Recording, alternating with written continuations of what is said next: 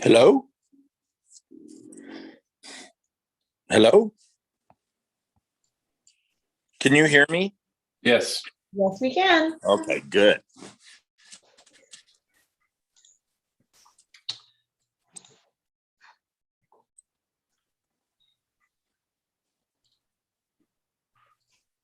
Hey, Alex. Hey, hi, Chris. Okay, let me get the agenda here and I'll jump into it. Hold on. Leah, do we have anybody that's not here today? Is Josh here? Or will he be here? Yes, I didn't receive any emails that anybody was going to have to miss today's meeting. Okay, Kaylee, do you want to pull up the plans for the consent then, and then we can turn it over to Josh or Alex or whoever? Yes, Leah, it says sharing is disabled. Oh, and okay, how about now? Perfect. Trying to get the link. Where is the agenda? Where is all that? Materials for Friday.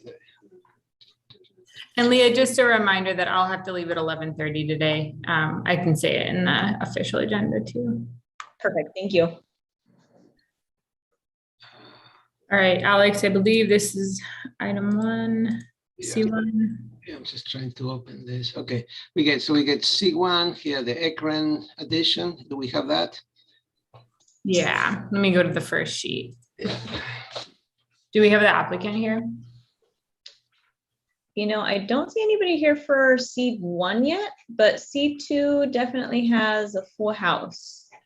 Should we hop over to that, Alex? Sure, yeah. Okay. Okay, so this.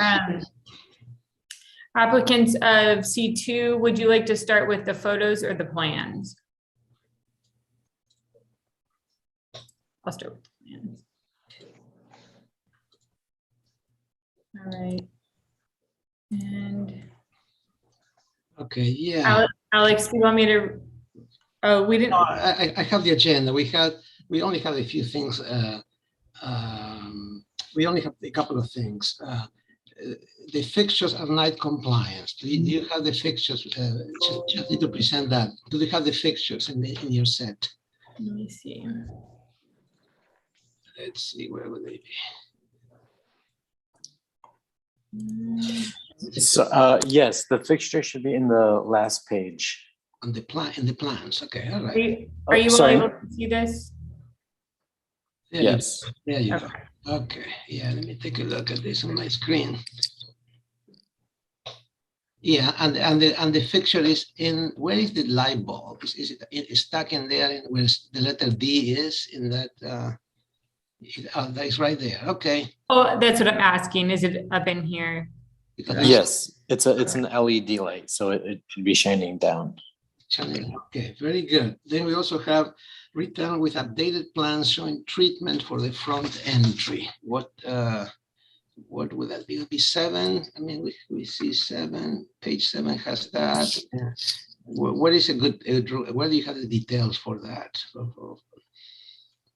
Sorry, of the front entry. That's what it says, right? Like B is return with updated plans showing treatment for front entry. So yes, that would be on Right there, is that it?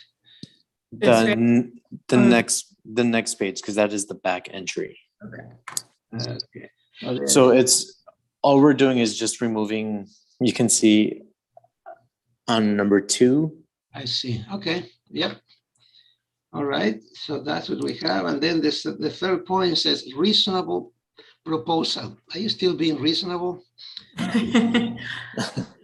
Okay. So if you follow, if you check all those 3 boxes, I don't think we need to look at anything else.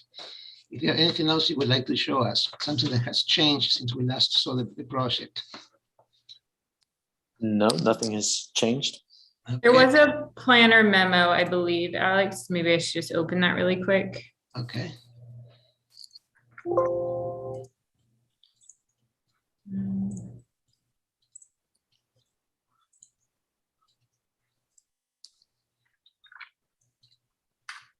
It just says the project. Let's see. Grading. Yeah. Okay. Okay, so we're ready to move this on. Okay, very good. Oh, what do they want? You never got the link?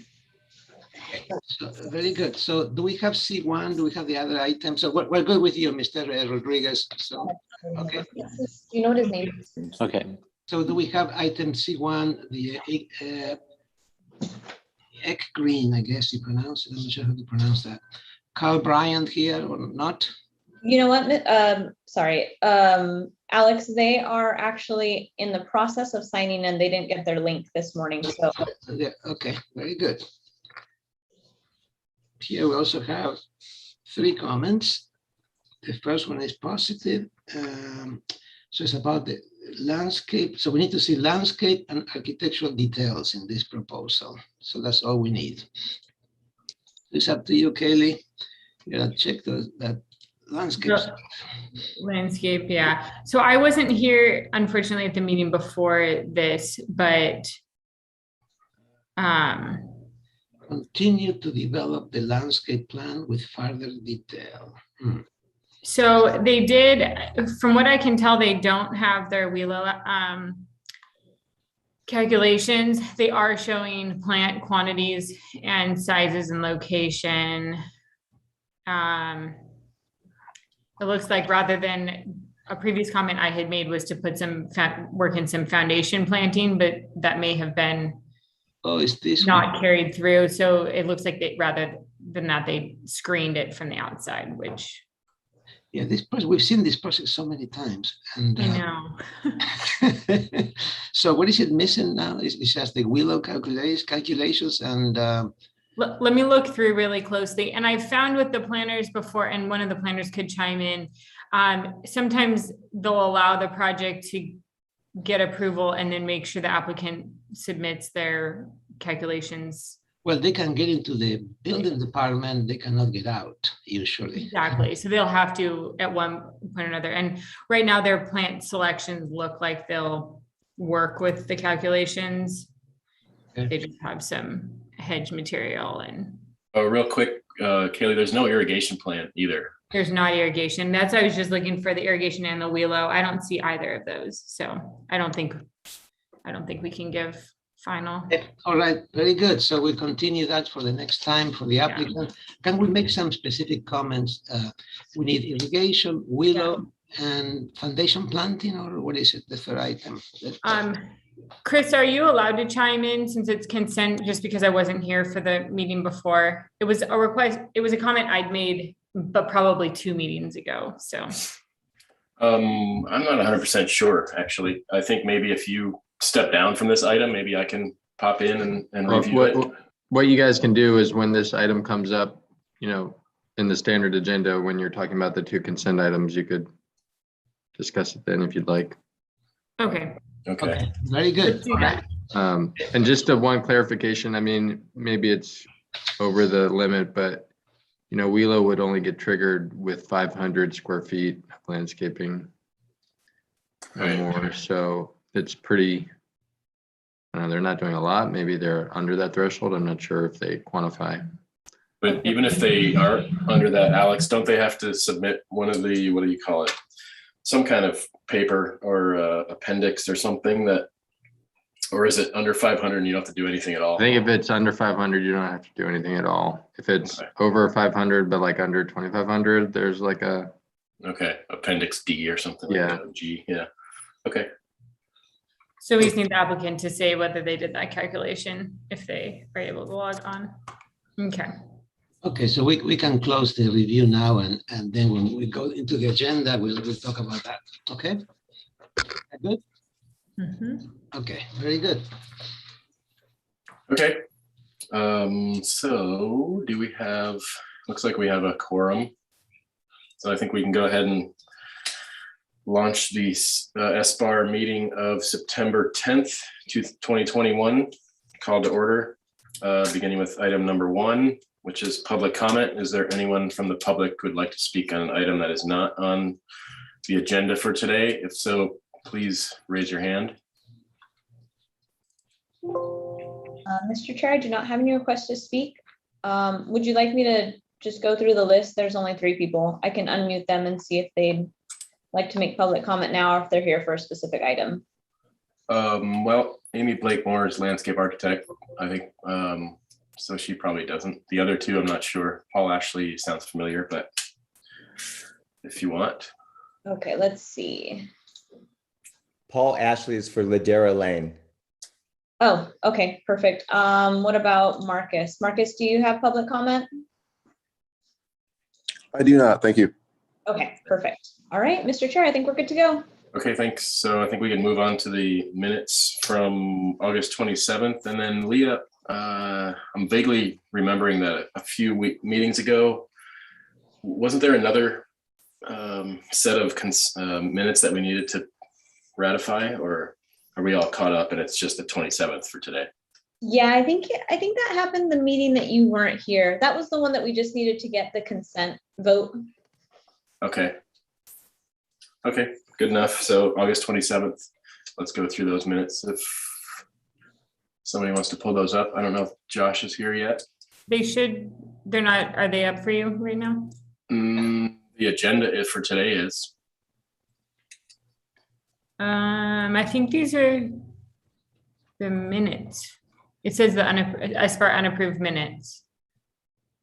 No, we're seeing the agenda for today. I don't know if Okay, let me try. maybe you need to share a Word document instead of, I don't know.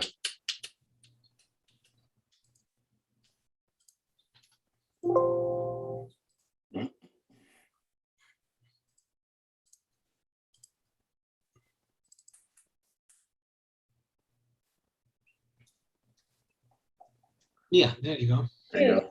Better. Yeah, okay, so yeah, yeah, that's good. So the first item really is the cell antenna, the wireless facilities. Seems right. That looks fine, yeah. The Mhm. next one is to Which one is this? Emerson Summer.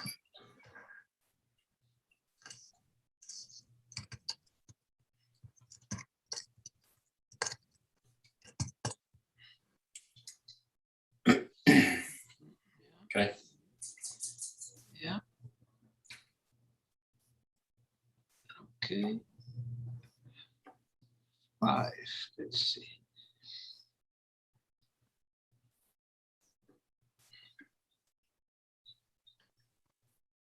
You know, there's it says provide call out details for material.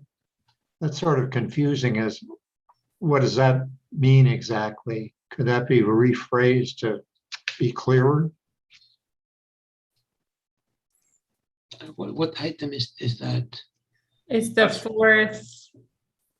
Yeah. Oh, it's not. You know, the numbered. last item there on 5 on the Yeah, bottom, it says I'm highlighting it. provide call out details for material. Okay, How about just provide call outs for materials? Yeah.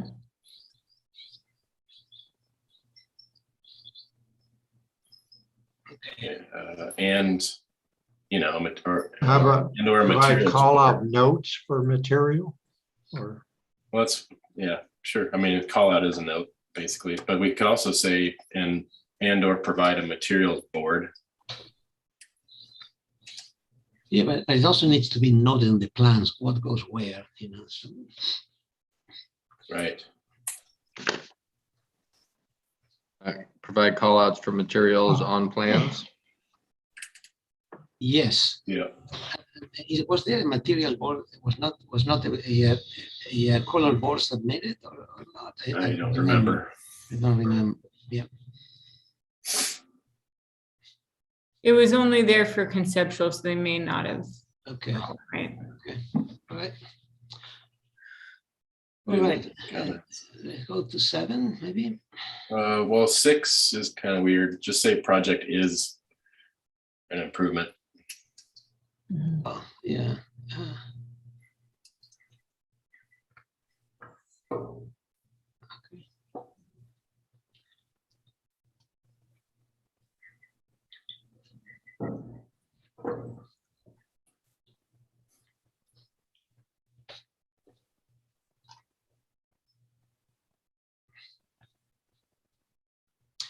I think on 7A should be a little bit more clear, like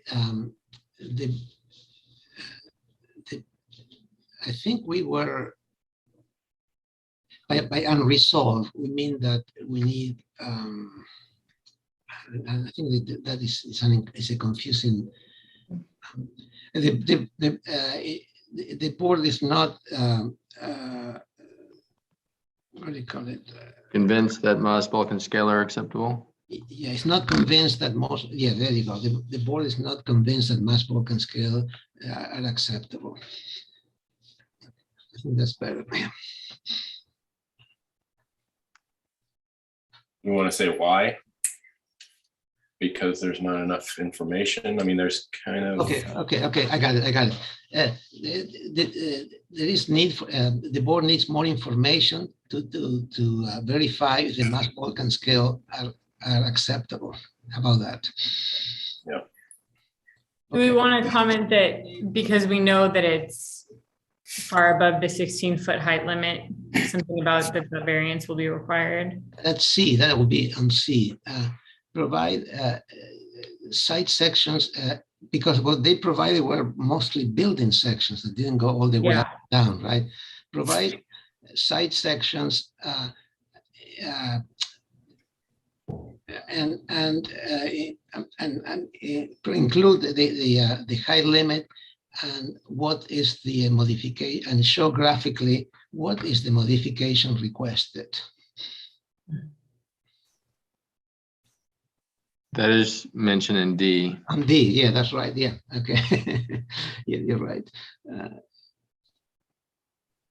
So just maybe add the graphically part to D. Elevations should graphically show. I don't know.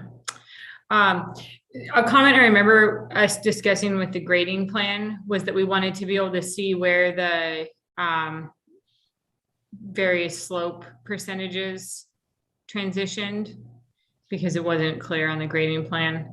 So say provide grading plan to include adjacent existing slope conditions. So yes, yeah, the thing with this project for Valerie's information, because she wasn't here, is this is like close to a 7,000 square foot development on a hillside that it wasn't really clear what even the the slope of the hillside was, somewhere between 20 and 30, and that's really the bulk of the matter. That the presentation was very good in terms of the architecture itself, but not how it fitted into the hillside. I think that's a good comment to make then. Good presentation for architecture, but does not indicate, connection to the site or something to that effect. How the development fits into the hillside. Maybe that's a good revision for B.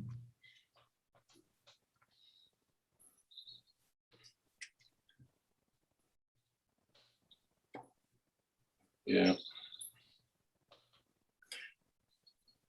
What do you think, Alex Tuttle? Do you have it?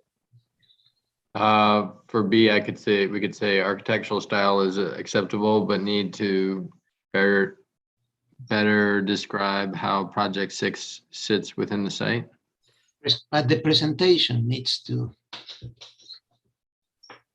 Yeah. Needs to better describe. Need to show. Better show, yeah. Better show.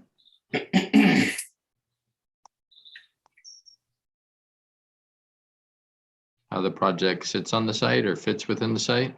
Yes.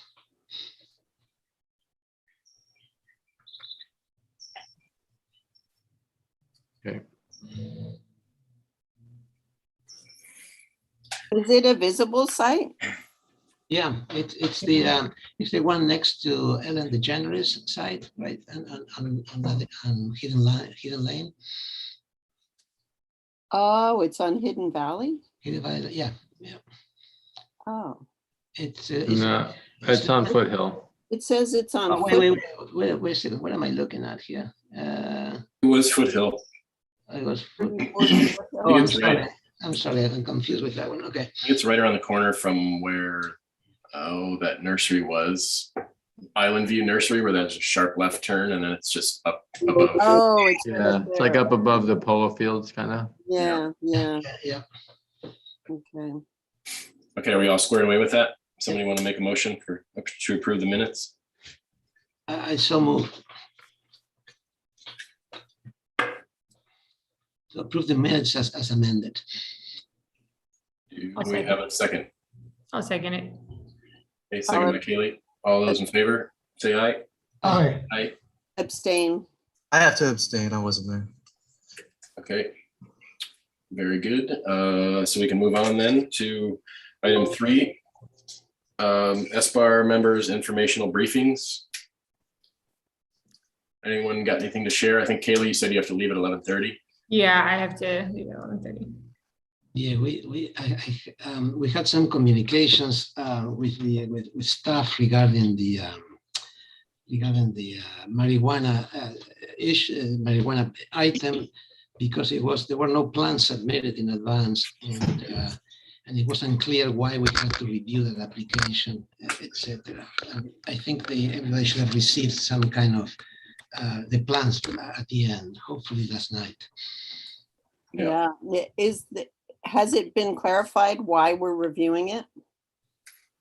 Well, there's going to be an introduction by either the planner or someone from planning staff at the beginning of that,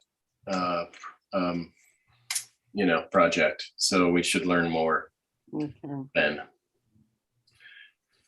All right. Also, we had a joint chairs meeting this past week, and I don't know, not a whole lot to report. We're trying to get all of the box filled and ready to go by Wednesdays, so that we all have a little more time to review and make sure that things aren't coming in last minute, aside from maybe public comment letters. And also, what else was there? In-person meetings. They're shooting for October to get us back in the room on a sort of a hybrid setup, possibly. I don't know if that's going to happen. October's right around the corner and things aren't getting better pandemic wise, but the thought is that, members would come in, maybe sit at the diocese and have a big computer screen, and we'd all get pointers, and it would all be done digitally, and applicants could Zoom in from a remote location. And so we all been kind of trying to figure out how that might work. And so if anyone has any input on that, maybe send me an email or something, or we can discuss, so I can pass it on to the planning staff. And Mr. Chair, can I add one thing? If you guys have any concerns or, have any kind of hesitation at all, go ahead and contact the chair, because David, my supervisor, is very interested to hear how everybody feels about the change, and the possibility of back in person. Okay. Well, it'd be safer if they waited until the booster shot was available. Yeah, I think those are the exact kind of concerns that they would like to have voiced now. I think the fear is that we try to put this new hybrid program into effect, and then, we don't really have the support of the members, or, we have members that feel uncomfortable with what we put into place. So now would be the time to provide some input so that we can get it along to the supervisors and make sure that it's taken into consideration. Okay, so should we send emails to you then, Leah, to pass on? Yeah, that's fine. If you want to go through that, or you can send them to the chair, either one, whatever works. Let's go send them to you. That works. I can pass it along. It may also be possible that it could be fully hybrid, that members that don't feel comfortable can still Zoom in.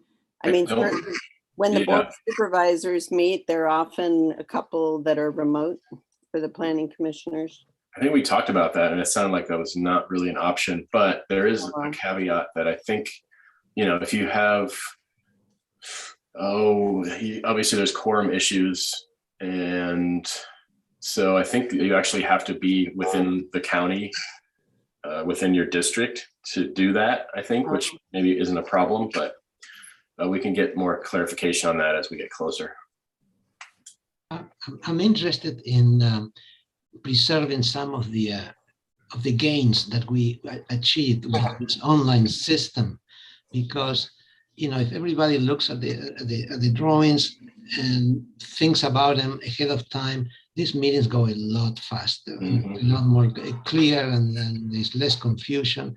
And I hope that we can preserve that. Yeah, that was discussed, and we all agreed that yes, we'd still like to get everything in the box by Wednesday so we can review it before the meeting, and that's been a benefit. So, okay, anything else anyone wants to share? Nope. Okay, moving on, item 4, staff update. You know what, Mr. Chair, I'm sorry for the interruption. Can we set maybe like a Wednesday deadline to get those concerns or comments over to me so that I can get them to David ASAP? Sure. All right, awesome. Wednesday end of day, does that work for you guys? Yeah, can you just send a reminder email out maybe, Leah, at some point today, just because we're all here, and it might be nice to have something in our box for Monday to remind us. Yep, sounds good. I can do that. Okay, thanks. Okay, Alex Tuttle, do you have anything for staff? No, I don't have anything today. Okay, moving on. Thank you. Consent agenda. We had 2 items. The chair, we had Yes. 2 items, item C1 that did not show up, and item C2 was approved as submitted. Okay. And so It's ready to be approved by as submitted, I'm sorry. the C2 is, and then for item C1, I think we needed more information. Yeah, it's continued. Should we add comments now? Yeah, Yeah. So it needs an irrigation plan and wheeler calculations if necessary. if necessary. Yeah, if I don't know, Chris, if you can add any comments, whether it seemed that they addressed any concerns from the previous time. Yeah, I think they did. As far as the what do you call it, foundation plantings, they added some planters up against the house. I didn't double check what the actual plants were there, but we could take a quick look at it. But it was there, and so I think that was addressed. Okay, So really I'll share it really quick just for okay. make next time simple. So they added this planter here. Well, I was thinking more around the front door area. Oh, Is that? okay. I think they added pots. Yeah, well, let me annotate here because there's, whoops. There is, I think, this is a planter and this is a planter. So those were added, and maybe that is it. Yeah. So Okay. the question is that sufficient? I just wanted, I'm here for review on the C1. If you have any questions for me. Okay, yeah, maybe while we're here, can you, Kaylee had asked about adding foundation planting. I think it was a couple meetings ago, and I'm Right. can you- It wasn't heavily delineated. This is obviously a little bit more specific. The planters that you're talking about have been there. They just haven't been shown as having. There were in the conceptual idea that they had plants in there, but this is much more delineated as to plantings and that type. So okay. that's all that's different with this. Is it's just a little bit more specific. Can you speak to whether you're under the 500 square foot threshold, or if you're over, then our comment will be that we'll need an irrigation plan? I don't believe I needed an irrigation plan. Last I remember dealing with that, we were under whatever the criteria was for needing to have irrigation plan. No, there's no square footage delineation for irrigation. You Oh, always just need an the irrigation plan. It may be the Wheelo calcs that you're thinking of. So we definitely need an irrigation plan, even if it's, existing reconfigure. We need some kind of notes or something indicating what the plan is for the irrigation. It pretty much is what you're talking about. There's already existing plantings and vegetation in these areas. So we're basically just going to cobble together on top of what the irrigation is that's there now. To have any really specific, it's not a lot that's here. So, well, given how many times we've seen this project, I feel comfortable moving it forward, and they can, deal with these issues during plan check corrections, because I don't want to just bring it back just to have a note on there that says reconfigure existing irrigation. So if no one objects to that, I think we could just move this project forward. I agree. So is that giving me the final to go into building department and all the rigmarole I go through there? Great. Yep. Perfect. Yeah, you're done with us. For now. Yeah, hopefully forever. Okay, so we'll need a motion then. Okay, so the motion is to approve both consent items as submitted, with a note for C1 for the building department to handle the irrigation and Wheelo requirements if necessary for this project.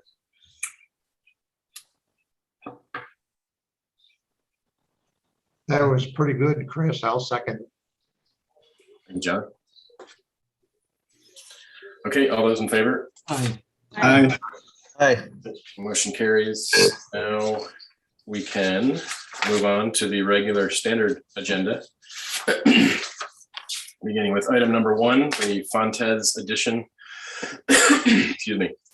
This is the request of Greg Schmidt, agent for owners Marco and Fontes, Marco Fontes and Armita Asfar, for preliminary approval of a modification to reduce the current 125-yard front yard setback up to 6.8 feet to allow construction of a 139 square foot front entry addition, which already encroaches 4.8 feet into the front yard setback, and to allow 3 required parking spaces within the front yard setback.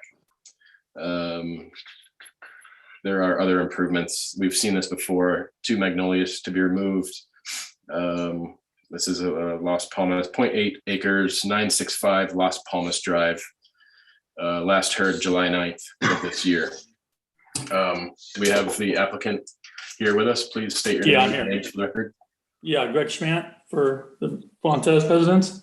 Okay, thank you, Greg. I'll just read through the comments here, and we also have a planner memo, which I'll read through. So SBAR comments from last time: project is acceptable.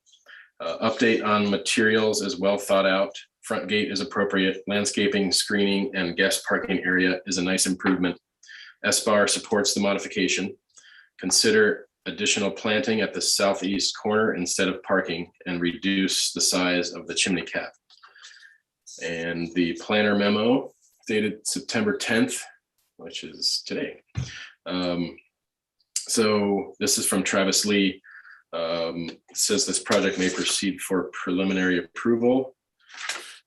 Existing single-family dwelling is legal non-conforming since it already encroaches into the 125-foot front yard setback. Modification is a request to encroach 6.8 feet further into the setback and allow 3 of the 6 required parking spaces to be placed in the front yard setback near the existing dwelling.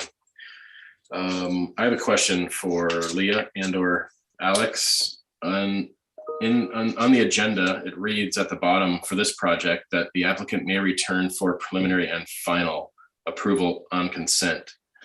So I guess I'm wondering how this made it back to us. Did we have to deal with this? Yeah, so with a modification, you have to grant, they're a little funky, where you have to grant preliminary approval, then it needs to go to the zoning administrator for approval of the modification, or it needs to have the modification approved, then it would come back to you for final. Okay. So Figured. we had to kind of do it in that stepwise. Okay, fashion. yeah, makes sense.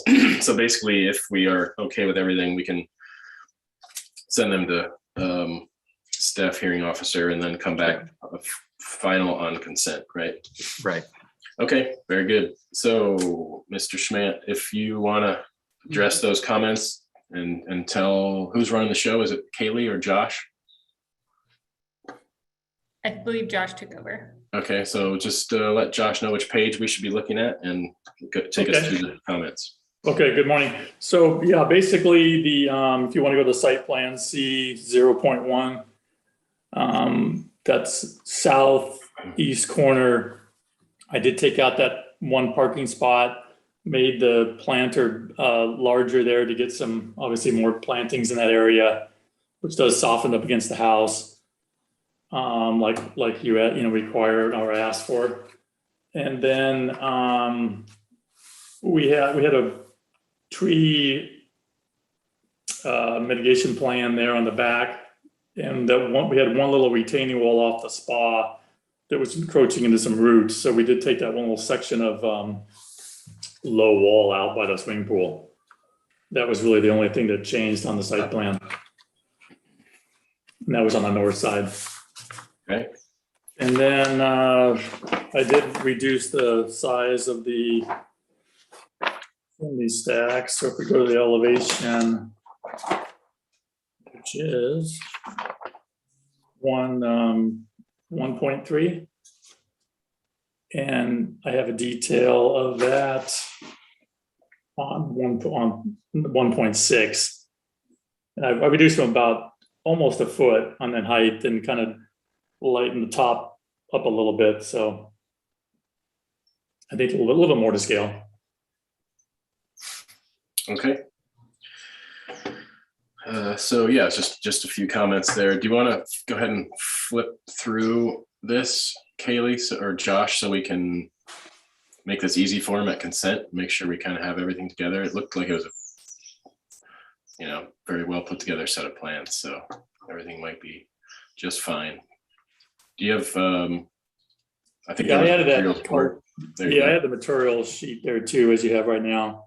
Just kind of showing some of the materials I didn't have last time. And do you have light fixtures in there somewhere? Yes, that was on.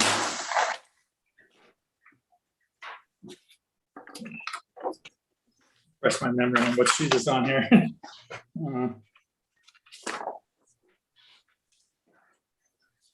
I had the light fixtures on 1.1, kind of an upper left-hand corner. If somebody wants to see those. And then on the landscape, it shows the different lighting for the pathway and a couple of wall lights.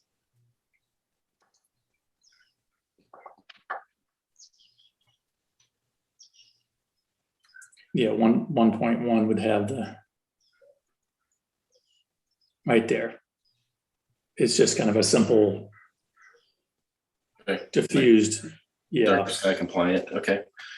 All right, well, is there anything else that you wanted to share with us? Or should we? I don't believe so. Okay, are there any questions from the board? Did you have a fully developed planting and irrigation plan? I didn't. Yeah, it's on should be the last sheet. I believe the revised irrigation plan was sent in separately. It might be attached to this, I'm not sure. But it's the last, I think it's on the last sheet there. And it tells the quantities and. Okay. Yeah, there was, Kaylee, there's a detailed irrigation plan, and the planting plan has the detail in it. Yeah, quantities and sizes. Okay. Any other questions? I have a question. I still don't quite get the chimney cap. It looks pretty large, but how do you, don't you need a sparks arrestor or something so the sparks don't fly out? But it's open. It's on 13 and detail 2 on page 13. How does that work? Yeah, basically it's they're existing masonry fireplaces. So I'm just gonna put a piece of stainless steel meshing over the top of the flue pipe to get away for the spark arrestor. So you're going to put some kind of a screen on the pipe. Correct, Right? correct. Okay. Yeah. Yeah. Okay. All right. Okay. Thanks. Well, Mhm.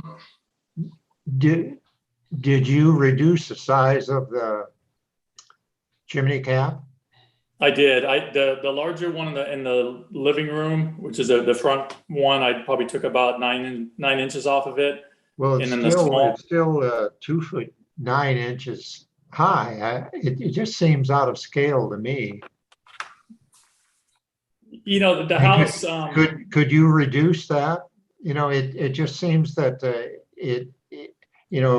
probably viewing it from Las Palmas is going to be, it's just going to seem awkward. Yeah, but basically the house is very, very low. It's one of those low ranches that we can't really raise the plate heights to, obviously, a lot. So I was just trying to get something to give it a little bit of style. It lacks a little bit. Tried to raise the entry up. So I was just trying to give some detail to this building, but it's only about 17 feet, probably to the very top from the ground level.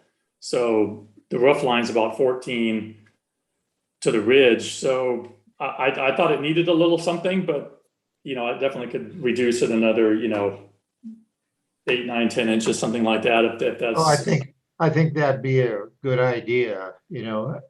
How about 8 inches? Okay, agreed. Josh, can you go to the elevation so we can look at this? And what sheet is that again? 9. 1.3. 9. It will be the slide 9. There you go. I agree with that comment. I think that it's also a piece of metal. I'm not sure how, 5/16 of an inch. It's a thick metal, but given the scale, it will look hard. I mean, it's so flimsy, really. It's not masonry that you're putting in there. Anyway, I agree with the comment with Vertiax's comment. Okay, any other questions? Okay, is there anyone from the public that would like to speak on this item? So please raise your hand. Right, back to the board for comments. We have a comment to reduce the height, was it, of the chimney cap? Yes. Only the height by 8 inches. Are there any other comments? Okay. I would just ask you guys, since the modifications require specific finding. Yeah. By the BAR, I would just ask you make that basically it's minor in nature in the interest of good design. I believe it is something like that. Yeah, I did make that modification finding that it's a nicely executed project and the modification is minor in nature and benefits the site design and the property. Good, thanks, Val. So again, here for preliminary, if someone wants to make a motion, that would be acceptable. Yeah, I did that. I'll make that motion. Second the motion. Okay, all those in favor, say aye. Aye. Aye. Opposed? Aye. Was that an opposition or no? No, sorry, I was late on It's just late. And in the motion include the comment about lowering the chimney, of course. Right. Okay. Did we So include just- in that motion that it comes back on final consent? Yeah. Okay. So there's no way to get this pushed through with the change of the 8 inches, or the No, city administrator? It's not the 8 inches that's the problem, it's the process. So Okay, you'll come back on consent, it'll be a formality, you'll fly right through. But you have to go Okay. back, I guess, what was it, staff hearing officer? Yeah. To Yeah. deal with that modification before you can get final from us. okay. Can he also submit to the building department? Yeah, you could submit. It's not gonna really slow you down. Okay, I'll go ahead and submit. I appreciate that. Okay, Thanks for your time. Thank you. thanks. Moving on, item number 2, Carter Edition, request of Lizette Alanis, agent for Drew and Christine Carter, for further conceptual review of a 692 square foot residential second story addition and a 126 square foot attached deck located on the west elevation above the existing garage. There's currently a 3,200 square foot single-family dwelling and 560 square foot garage on the property. No grading required. This is at 2747 Macadamia Lane in the Toro Canyon area. Last heard February 5th of this year. Do we have applicants here? If so, please state your name for the record. Yes, this is Lisette Elenes. I'm the applicant for the project, and I'm here for any questions you have. Okay, hi Lizette. We have some comments that I'll read through, and then I'll turn it over to you for your presentation. Escar comments from last time. A, return with north, south, east, and west elevations showing existing versus proposed. Flat roof on second story appears problematic. Study ways to integrate existing architectural style into the addition. C, re-study elevations. More articulation and development on each elevation is needed. D, project is side-loaded and should be restudied. E, return with additional architectural details. So whenever you're ready, you can just tell us what page you want to be on and address those comments or present. One of the comments was about also having exterior elevations, the existing with the new on the same page to be able to compare what the changes were. So we added those elevations on sheet A 3.0 and 3.1, if you can go there. Page is 5. 3.0. Yeah, 5, page 5.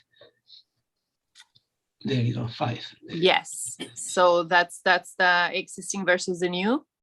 So, and we did change that flat tower that we had there in the middle where the stair occurs. It had a flat roof before to match the one that was existing below.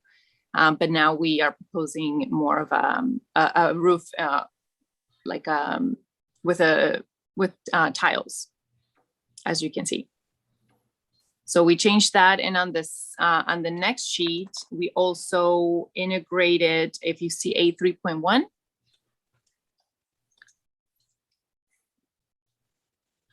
So you can also see how that integration of that roof to that tower just does look a lot better than the flat roof on that, on all the sides of the elevation. We also added like a balcony, or like a fake balcony just for planter use on the, what it is, the south elevation, if you see the next sheet. And we added more landscape on that side that is existing already.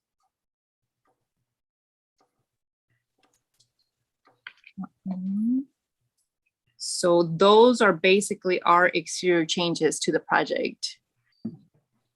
The elements that we also included on this one that were not shown on the previous one is that we're matching the style of the eave. We're matching the extension of the roof rafter tails with the curved finish and the tongue and groove below to match what the existing house has.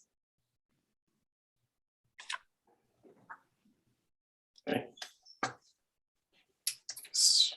All right, anything else you want to share? Let's see. We asked for architectural details. Are those in there somewhere? So I don't have all the details because they're actually just matching what's existing, but we are showing, if you see A 3.5, we're showing the images of the detail, the accents that we are adding to this project. Like the window styles, the light fixtures. We're matching also the fireplace. So if you want to do A 3.5, we're kind of like, it's a close-up of the images of our details, or the details that we're matching, basically.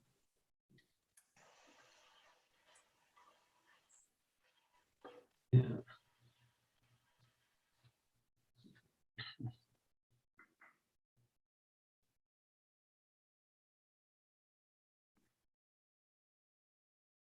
One more. One more. So we have the same style of the windows, the same wood windows and frames. That's the light fixture on B. that we're also including on the new elevations. And you can see there the tongue and groove with the gutters, that style of gutters that we're proposing for the addition. And the trim around the house. Okay. All right. So can you address item the comment D, project is side loaded and should be restudied? What did you do to mitigate that? Well, what did we do for that? Well, I think that I mean, like, regardless of where we put the addition, it's going to be like on one side of the house, so it is a single story house. So I don't think it looks like that loaded on one side, because that's why we integrated it on the garage side, because then we can we have a lower roof there to try to the mass of the second story not look huge compared to the first story floor. So what do you guys think of the proposed elevations? Like, well, yeah, we'll get to that in our comments. I just wanted to make sure that we're, you have addressed and are addressing the comments from the last time. But I think once we get to comment section, you'll know how the board's feeling about it. Okay. Is there anything else you want to share before we move on? I think that's it. I do want to hear your comments on it. Okay. Okay. Actually, you said something about adding more landscaping, but I don't think you have a landscape plan yet, right? No, actually, there's no landscaping at all, except for what is existing, because we're not disturbing the site at all. It all happens above the existing residence. Where I said more landscape would be just where we put those fake balconies on the south elevation.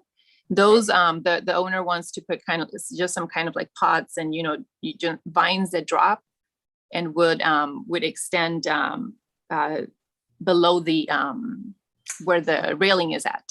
That's the only area where we will, add some pots there. Okay, good enough. All right, so let's bring it back to the board then for questions. Anyone? No. Okay, I have one. Did you say fake balconies? Well, only on the south side. So we have just like those railings, those metal railings to match also the other, the north elevation. So that will be the same type of railing, except that we do want to use it, for planting areas there. And the reason why we're proposing it, one of the comments on last time was that this south elevation was very plain and didn't have a lot of detailing in it. And we thought that this would accentuate that side. Okay.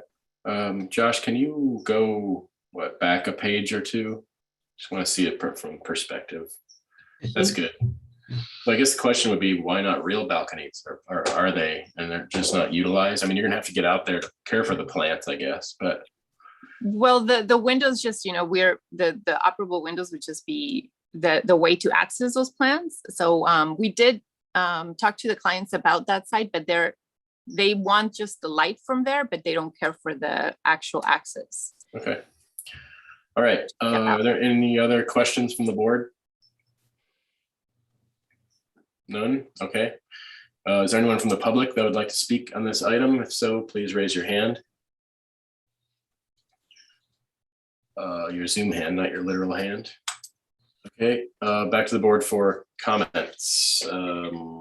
Ms. Grubb, comments. I appreciate that the architectural detailing matches the existing structure. It does still feel side loaded to me, and I'm wondering if there's an opportunity for adding any additional detailing to the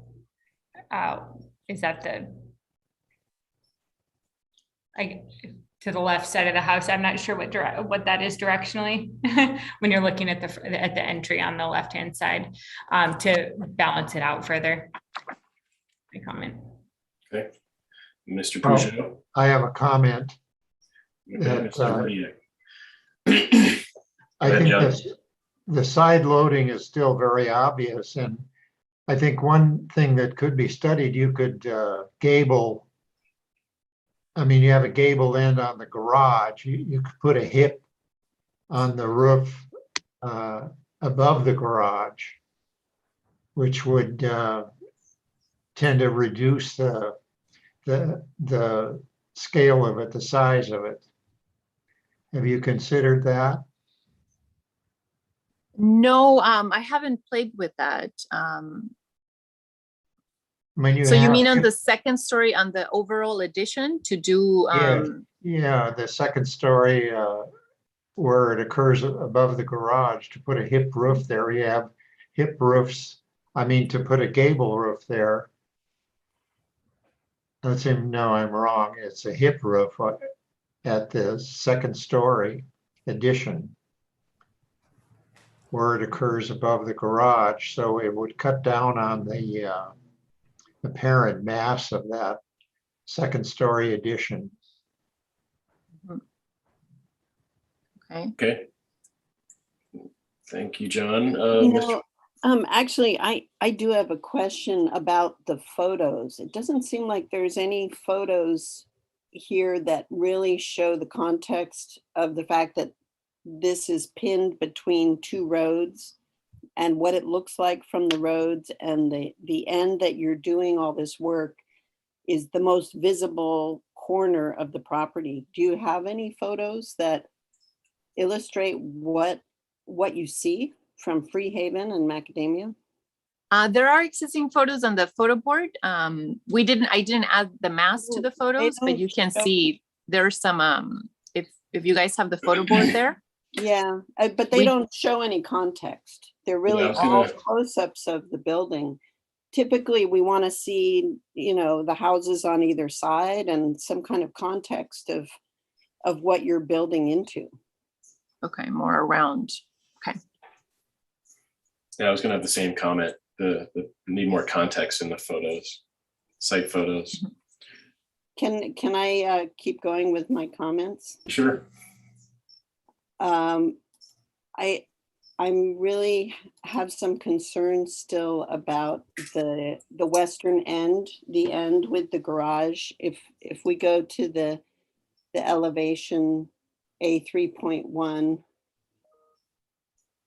I think that you've made a lot of improvements. I like the tower much better than it was, but there's a lot that's all coming together kind of awkwardly at this western end. The balcony on the north is too close to the roof of the garage. The garage is sort of more prominent now from the street because of the second story above it.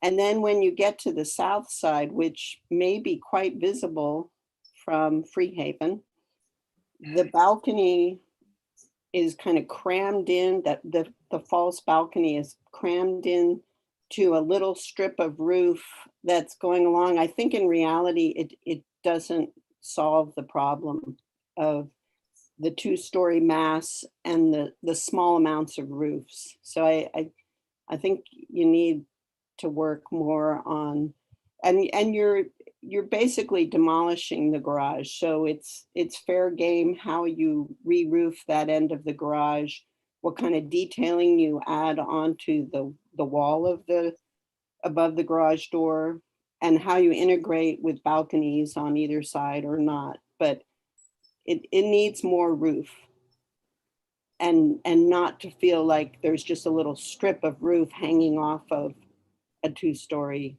facade. So you're saying that the garage needs more roof, or just the overall? That overall end of the building. Okay. The concerns we had the first time about the side loading and the way you're integrating your second story into that garage block are still there. You're working on it and improving it, but it's in reality, it's not going to feel right. It's going to feel like a little strip of tile roof crammed under balconies. You're going to have flashing issues where the garage roof meets the north side balcony. Yeah. Well, that's a good point. One thing you could do would be to extend the roof of the garage out, to give it an overhang, a couple feet or Yeah, or something sometimes, like that, just to extend the mass of the building out, so it would be balanced better. right. Yeah, or knee braces, some kind of Yeah, something on the wall of the garage, but I think the amount of 2-story on top of the small amount of garage roof that's left is not working yet. Okay, thanks, Val. Mr. Pujol?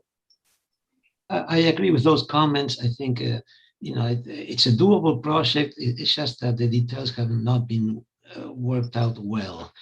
I agree with the comments about the juxtaposition of the garage and the second story is a little bit awkward. And I think also the choice of fenestration is not exactly accurate or on target. The idea of the proportions of let's say, like if you go to page 8, for instance, sheet 8, and you see that the proportion of appear to be casement windows. It's a little bit awkward in terms of width versus height for this type of architecture, and it shows also again on the side with it should be really more like not balconies, but those iron pieces would be more like flower, what do you call it, flower pot handles or something, the place where you put your geraniums, I guess. But yeah, I think the detailing needs to be worked out, and when you come back, they need to be drawn. Just to show that because it's just to make sure that the people who make the addition understand what the details are like. But those are minor comments. I think that the main comment is what everybody else has said, that the integration of the second story with the first story, it's a little bit awkward. It has the garage sticking out 3 feet. It just doesn't seem to be enough. And it also happens in the back. The plaster big mullions on the balcony are a little bit heavy. You may want to lighten it up and make it more like steel. Anyway, it needs a little bit of work. Okay, thank you. Mr. Richards? Yeah, I don't really have a problem with the side loading of it like everybody else is describing. I can kind of see they're trying to keep the scope of this project over the garage, but I guess the bedroom and the bathroom there, I think that maybe if the height of the ceiling was, or the height of the roof was a little bit lower, so allowed that tower to read a little bit better, it might kind of start to tuck that addition, kind of feeling like it was built into the building. And also maybe the back of that bathroom, the wall could line up with the wall of the bedroom, just to kind of, make this addition a little bit smaller. But those are my few comments. So. Okay, Mr. Bloomer. I don't have anything further to add. Okay, thank you. And can you be sure and bring photos and really show the context of the neighborhood next time? Yeah, Views from the road. Okay, I agree with pretty much all those comments. I do think it's still side loaded. It's just the right side of the house looks like a different house than the left side. So I don't know what it is, but I think John's idea of a hip roof on the end of that top story above the garage would help, and also maybe extending that roof would help. But yeah, not much more to add, but I do agree. So anyone else have last minute comments? We pretty much covered it. Maybe a hip roof on the garage. It's a little bit of a departure, but if you hip the second story, maybe you hip the first story too. Well, another thing you could do would be to extend the garage roof out maybe 6 or 8 feet with a couple columns coming down to support it. That would extend it. Since you're tearing the whole thing apart anyway, it wouldn't sound like that would be too much of a big deal to do that. Yeah, I kind of want to take this whole upper mass and move it over, but I don't know how that, and then you get something happening over here, but I don't know how that affects this section, but yeah, to me, it's just this line looking, it just looks like two different houses almost. And this is an awkward piece. But I think in elevation, it's almost worse when you see it in the 3D. This isn't one plane right here. They're not stacked up against each other. The tower's way back, so that helps a little bit, but it just seems like that's kind of a wasted space up above this area. So anyway, I think, are you pretty clear on what we're asking here? Yeah, so then all of you think that it's just very left loaded, right? So then we do need to push back then to the existing house more to eliminate that.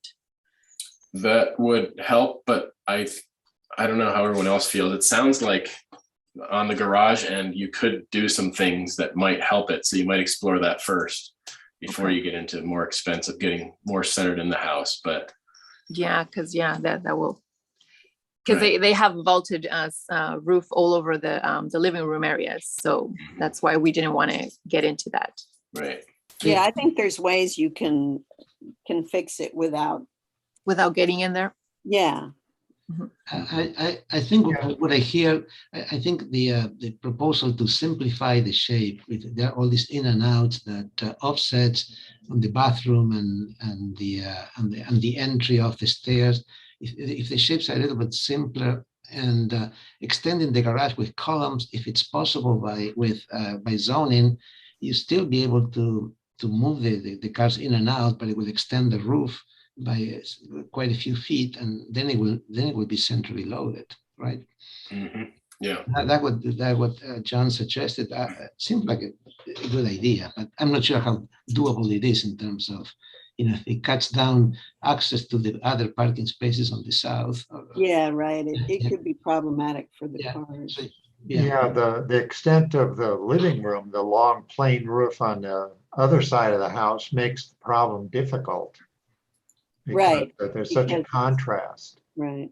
Yeah, I think that's part of why it feels like two different houses, because it's very simple on the left side and very sort of complex on the right.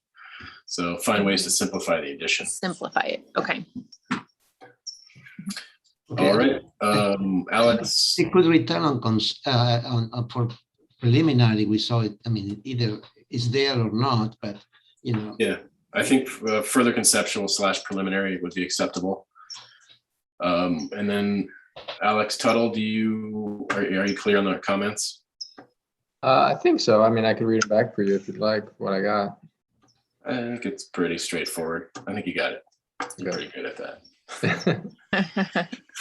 You'll find out next time. Yeah, right. Okay. Thank you, guys. Thank you very much. Moving on then, item number 3, Van Wingerden Additions, request of Sean Boyd, agent for Winifred Van Wingerden, for further conceptual review of 590 square foot addition to the existing single family dwelling. A new 800 square foot pool pavilion, 300 square foot covered patio, 230 square foot attached storage attached to the pool pavilion, and about 225 yards of cut, 325 of fill on a 1 acre parcel at 3908 Foothill Road. Last heard June 4th of this year. And do we have the applicants here? Please state your name or names for the record. Sorry to interrupt, Mr. Chair. I'm going to recuse myself. Okay. All right, names, please. I'm Sean Boyd. Hi, I'm Maura Nabi. I'm Nicole Hine, I'm the landscape architect. Okay. The CJMLA. All right, so we have 4 comments from last time. I'll read through those and then I'll hand it over to you. So Kaylee, I guess you'll be driving? Yeah.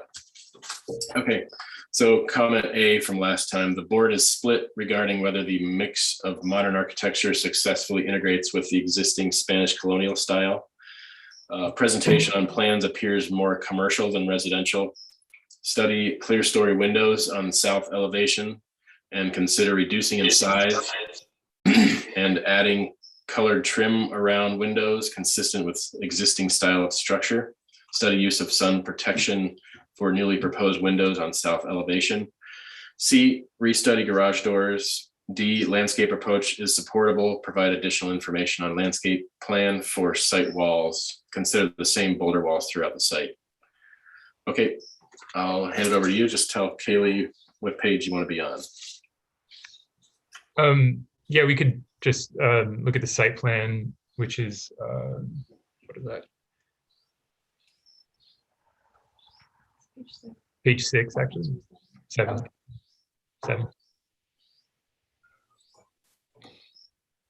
One second, it's a big file. It just. Yeah, sorry.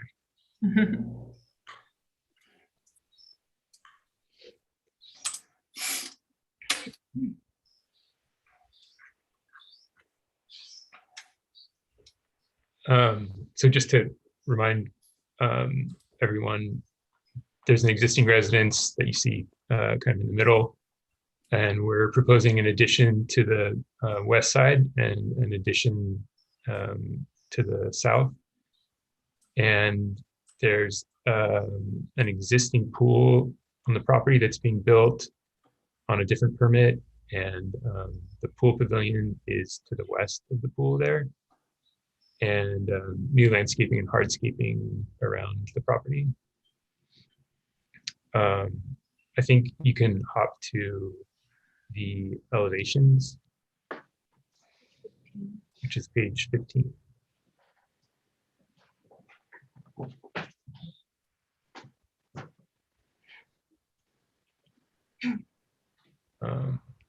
One. Yeah. Can you?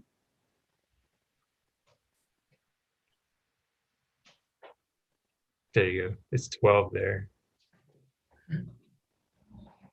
Yeah, so I think a lot of the comments were coming from this elevation, which is where you see most of the improvements to the house. And what we did was we kind of looked at the, just to catch you up, the existing's on the top, the proposed is on the bottom. We looked at some of the existing proportions and styles of windows. So there was a comment about the clear story windows above the proposed addition in the center, and we reduced those by about 35%.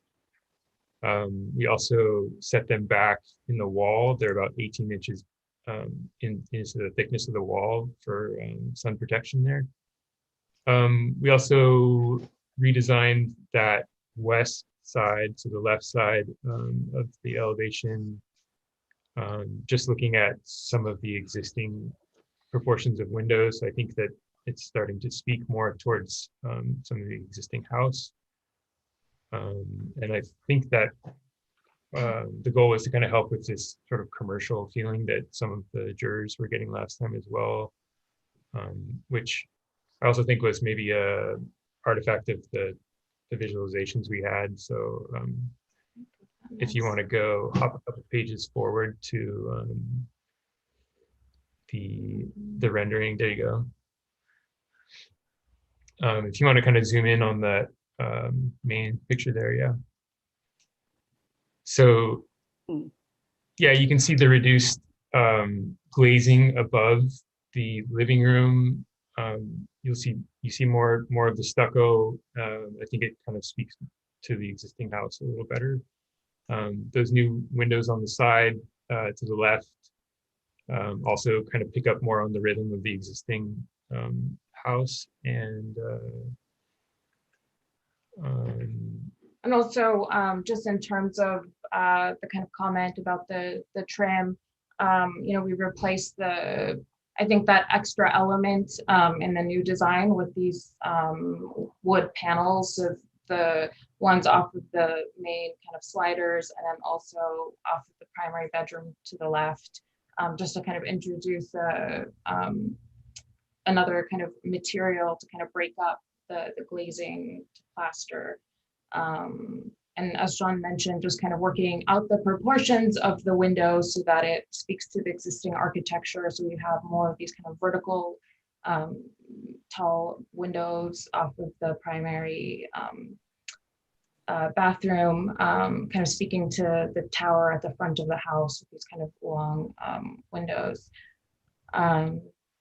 Yeah, And we wanted to address the comment about the garage doors. So maybe you could hop back to the site photos, which are like it's on page. page 6. Yeah. There you go. Yeah. So I think an image we included last time, the garage doors seemed very prominent to the design of the building. And if you look at view L and J to the above and to the right of that, I think we just wanted to show that the garage doors weren't necessarily so prominent, and upon approach, you don't really see them. And it's also, we're not really touching that part of the existing house. So we'd like to keep the garages as is, but we just wanted to show that they weren't such a prominent part of the house upon approach. And then if you want to jump forward to the last couple of pages, we can talk about some of the changes to the pool pavilion. Yeah, so here's the plan. The plan's more or less the same. We had this is interior stuff, but we had like a floating fireplace, and we've moved that back to the back wall. If you go down to the elevations. No. Yeah, thanks. We reduced the overall massing slightly. It came down a foot at the high point and then 6 inches in the front. And if you go to that next page, you'll see the rendering.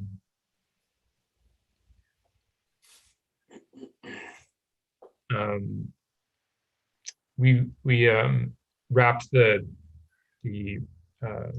tile roof around the edges of the side elevations to kind of match some of the existing details on the house. I think it softened up the look of the pavilion a little bit. And still kind of speaking to the kind of some of the kind of hybrid kind of qualities of the existing house, which is kind of flat roofs to Spanish tile roofs, and we still have a little bit of those two kind of qualities to the pool pavilion as well, in terms of the sloped roof, and then these kind of extensions that become kind of part of the outdoor space. Kind of, if you want to zoom in, a seating area.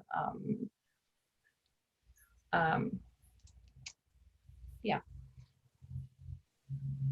And then I think that's it for us. And we can, if we could go back to the landscape plan, which is let's see here, page 8 of the PDF. Go down, yep, the colored, and Nicole can describe some of the updates here. Thank you.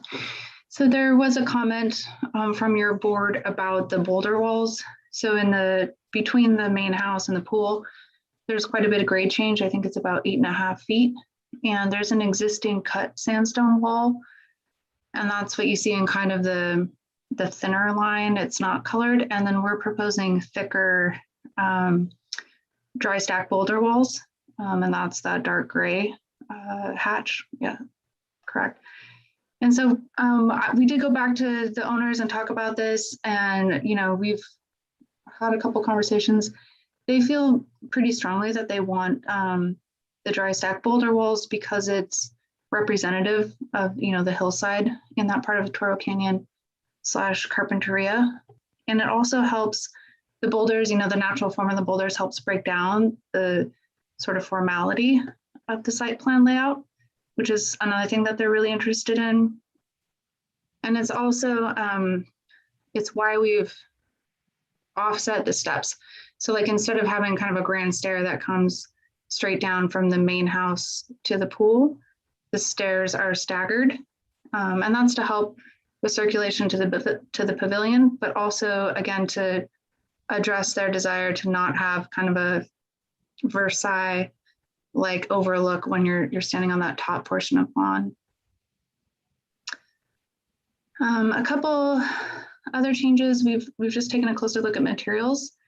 So we have a couple call outs around the pool deck. We've got limestone, and that's at the Dalle de Margo that we just saw on the rendering at the pavilion, so that would match.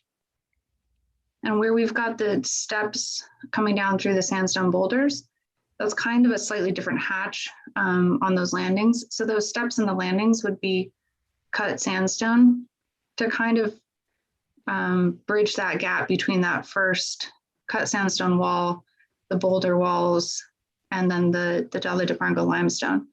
So that we're not trying to mimic the limestone, we're trying to have kind of a separate material feeling with the sandstone versus a limestone. And then you can also see we've further developed the conceptual planting plan. So now we're showing shrub massings, different grasses. It wasn't reflected in the minutes, but I know in our discussion last time we talked about trying to make sure that there isn't kind of too much lawn.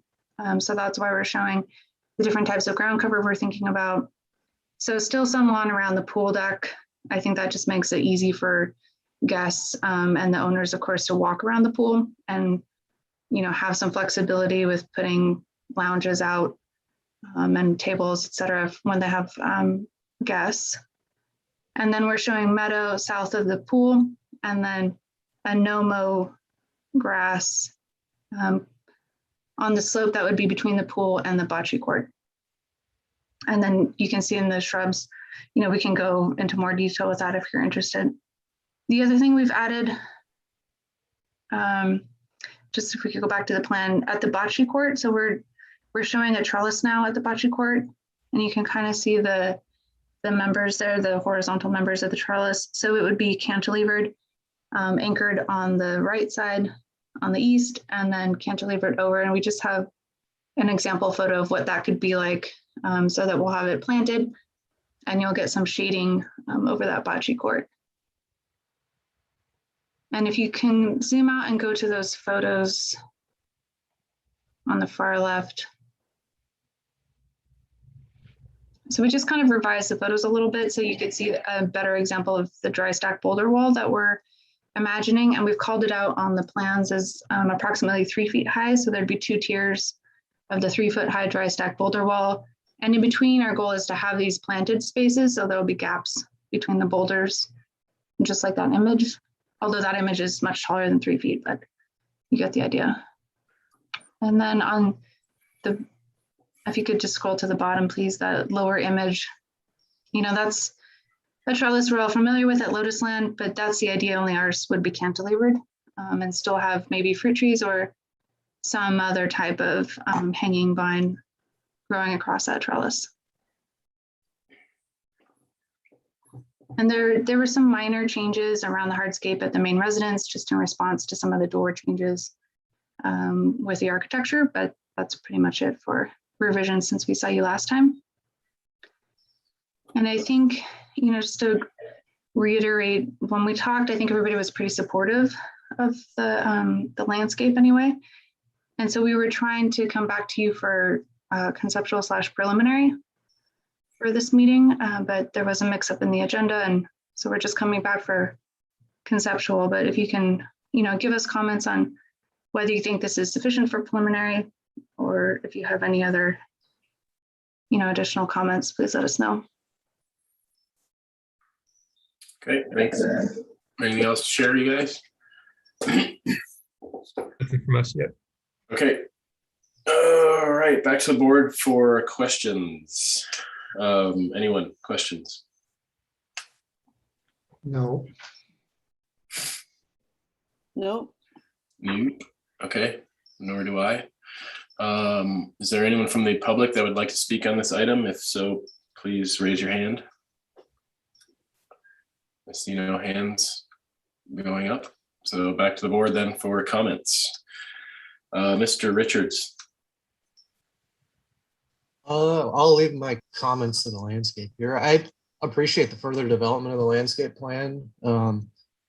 I think that the explanation of why they chose to use the dry stack walls is appropriate. I think the integration of the bocce court on the side with cantilevered trellis seems like it's a nice layout with the way it kind of overlooks the pool and choice of materials. I also appreciate that they define the meadow from the lawn, and so that meadow area isn't confused as being lawn. In general, I'm in support of the project. So, thank you. Mr. Verdiak? Well, I don't have any questions. The comment I have would be that it still seems commercial. I know you've inherited this shape, and it just seems like it's an awkward elevation there. And but I don't have any suggestions as to what to do about it. Okay. So Mr. Peugeot. Yeah, I'm very happy the way this project has evolved. The applicants have done minor details, but they have all worked very well. As you know, I was really concerned about how to integrate, mesh tile with a more modern style. And I think the applicants have worked very well to achieve that. With the use of materials, there's some of the details that were modified and tweaked. The south elevation is true, is unconventional, but by recessing the windows, you get all those shadows, and I think it will work well. The pool pavilion it's interesting. It's still is the most challenging in terms of integrating the styles, but I think it's successful.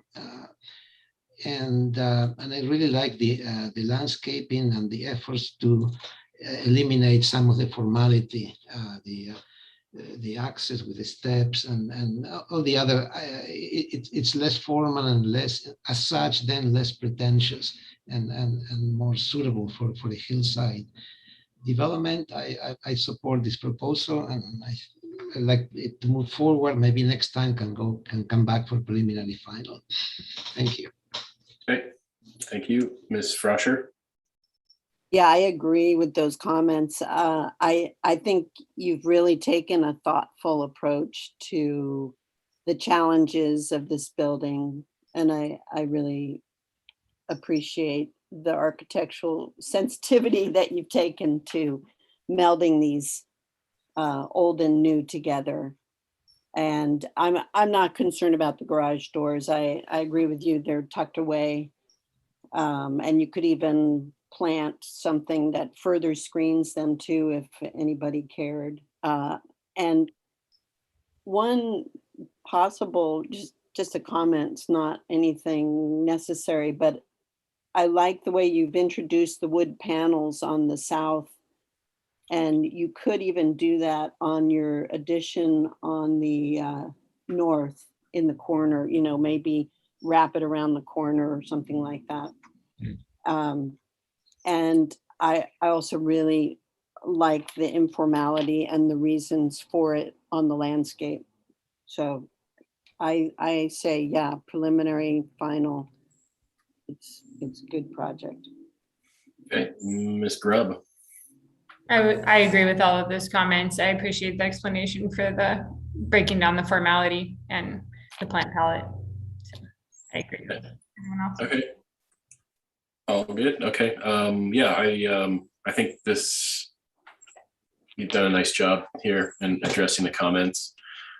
The only thing that's still jumping out at me are those windows above on the south elevation. They still seem large to me, and those got a little smaller. It might help that sort of residential feeling a little bit. I'd still be concerned about that just heating up that room, but if you get the right tint on it, I guess it could be okay.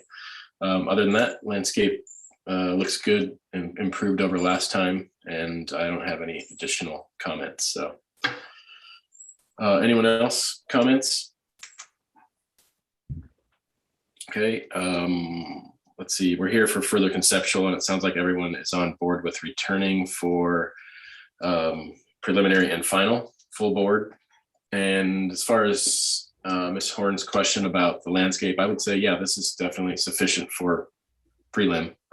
But for final, you're obviously going to need irrigation and plant quantity sizes and all that, but you're not too far off. So, and WELO. So there you go. Just to clarify, full board or consent? I thought I heard both mentioned. Full board, I would think, right? I don't think anybody said consent. but we still need to see a good deal of things, details and et cetera. Okay.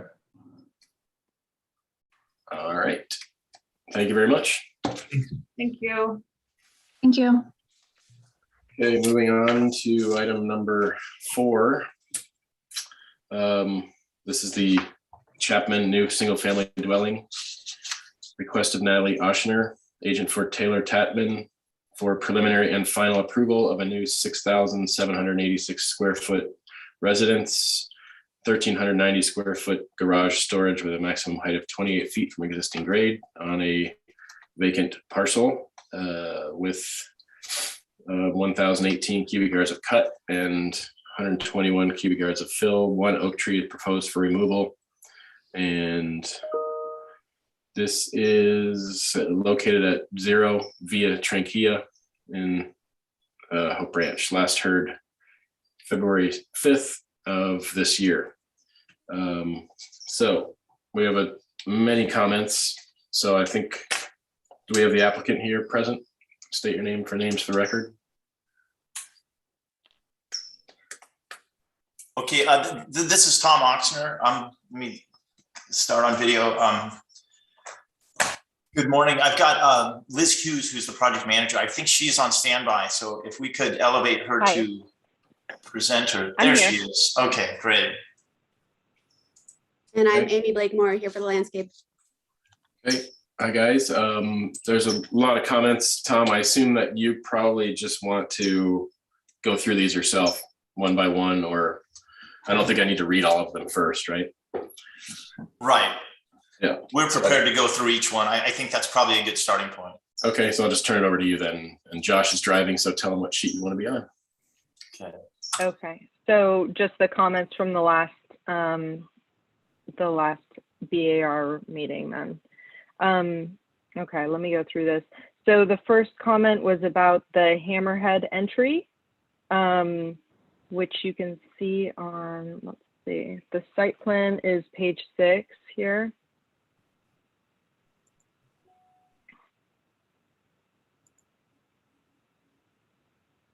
Or maybe 7, I guess, of this PDF, it looks like. Next page.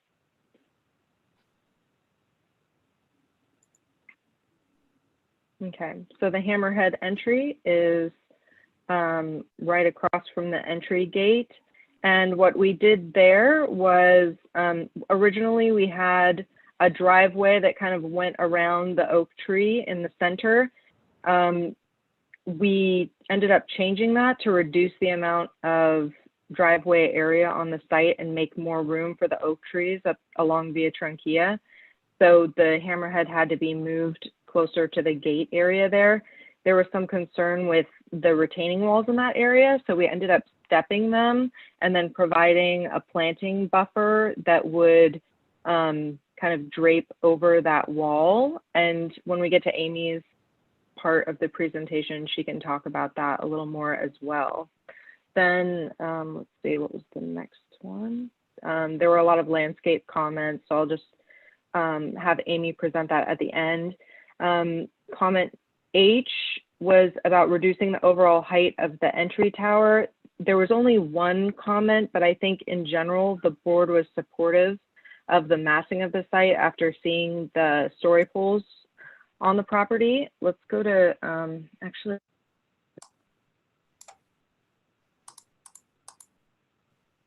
The front entrance.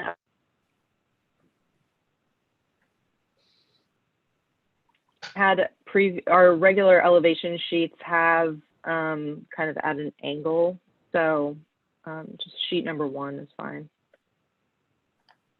on this PDF.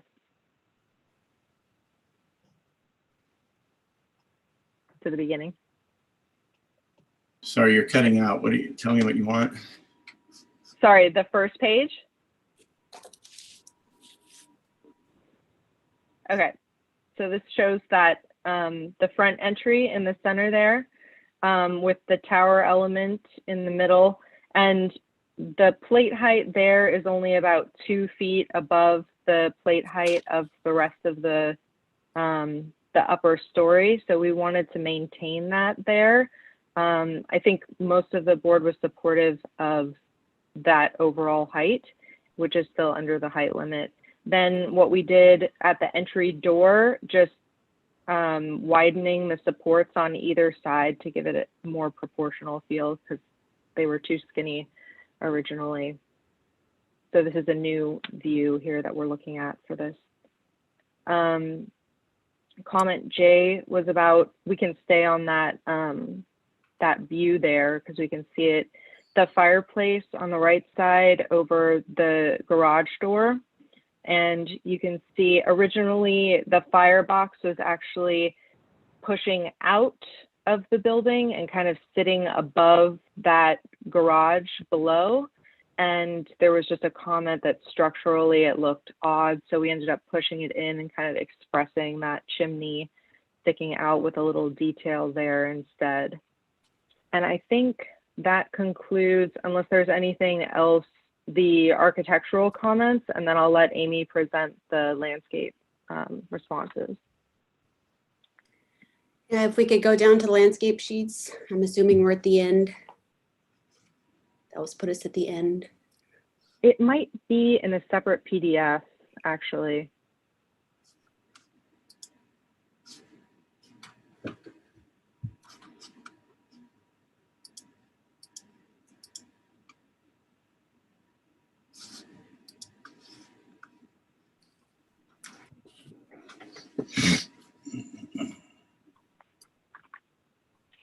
Gosh, that's pretty hard to see. Is that as dark as the screen can be? So, oh, there we go. We can probably make it worse if you want. Well done. I doubt if we can make it better. Okay, well, we'll make it work. Several of the comments that were put forth had to do with the hedge line adjacent Via Tranquilla. We've got a mixed hedge of ligustrum and Prunus ilicifolia. I studied that further and we did vary the fence line. We're threading a needle a little bit between trying to stay away from the existing oak trees, give them plenty of space, and also providing enough of a buffer for Hope Ranch adjacent to the bridle trails. So we're just trying, and also getting a stagger on the hedge where it feels nice and soft. So we varied the material more, so it's a bit more diverse in terms of using those two materials. I did, however, retain the prunus underneath the oak trip lines. I feel they do better in the that kind of shade and sun exposure. So that is one length just to the north of the entry drive where we have put more prunus than anything else, but the rest of the hedge line is buried in sections. And we did buffer it up at another comment was at the northeast corner. We've added some tree material, additional hedge material. There are some existing oak trees on the east side of the bridle trail, between the bridle trail and the street that don't appear on this survey, but that upper corner is a bit shadier. So I've got some Coronicarpus and an olive tree that can kind of come through, but it will be outside the drip line, but that area is just a bit more sheltered than it appears on plan. At the site walls adjacent the hammerhead, we're proposing some lantana that can kind of give a nice cascade over the top of that, and layering back with some agaves and some echium and Rus integrifolia along that hillside to really get some good root system into that upper area and really lock the soil in above those site walls. And I think those were the majority of the comments that I see. Were there other landscape comments that I didn't mention?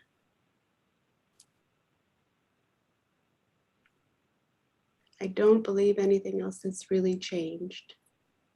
So I think that's it, except for the WELO calculations, which is fine. Those are not part of this submittal. I didn't realize we had to include calculations with this. I have done them. Our maximum allowed water is about 260,000 gallons, and we're calculating out at about 109. So less than half for the water use in the landscape areas. Okay, thank you. Anything else from you guys? Not for me. Okay, I could go through the architectural details or elevations if anyone wants to see them again. Okay, Josh, if you want to flip through those, we can, but I think we can get into questions. Questions from the board? Anyone?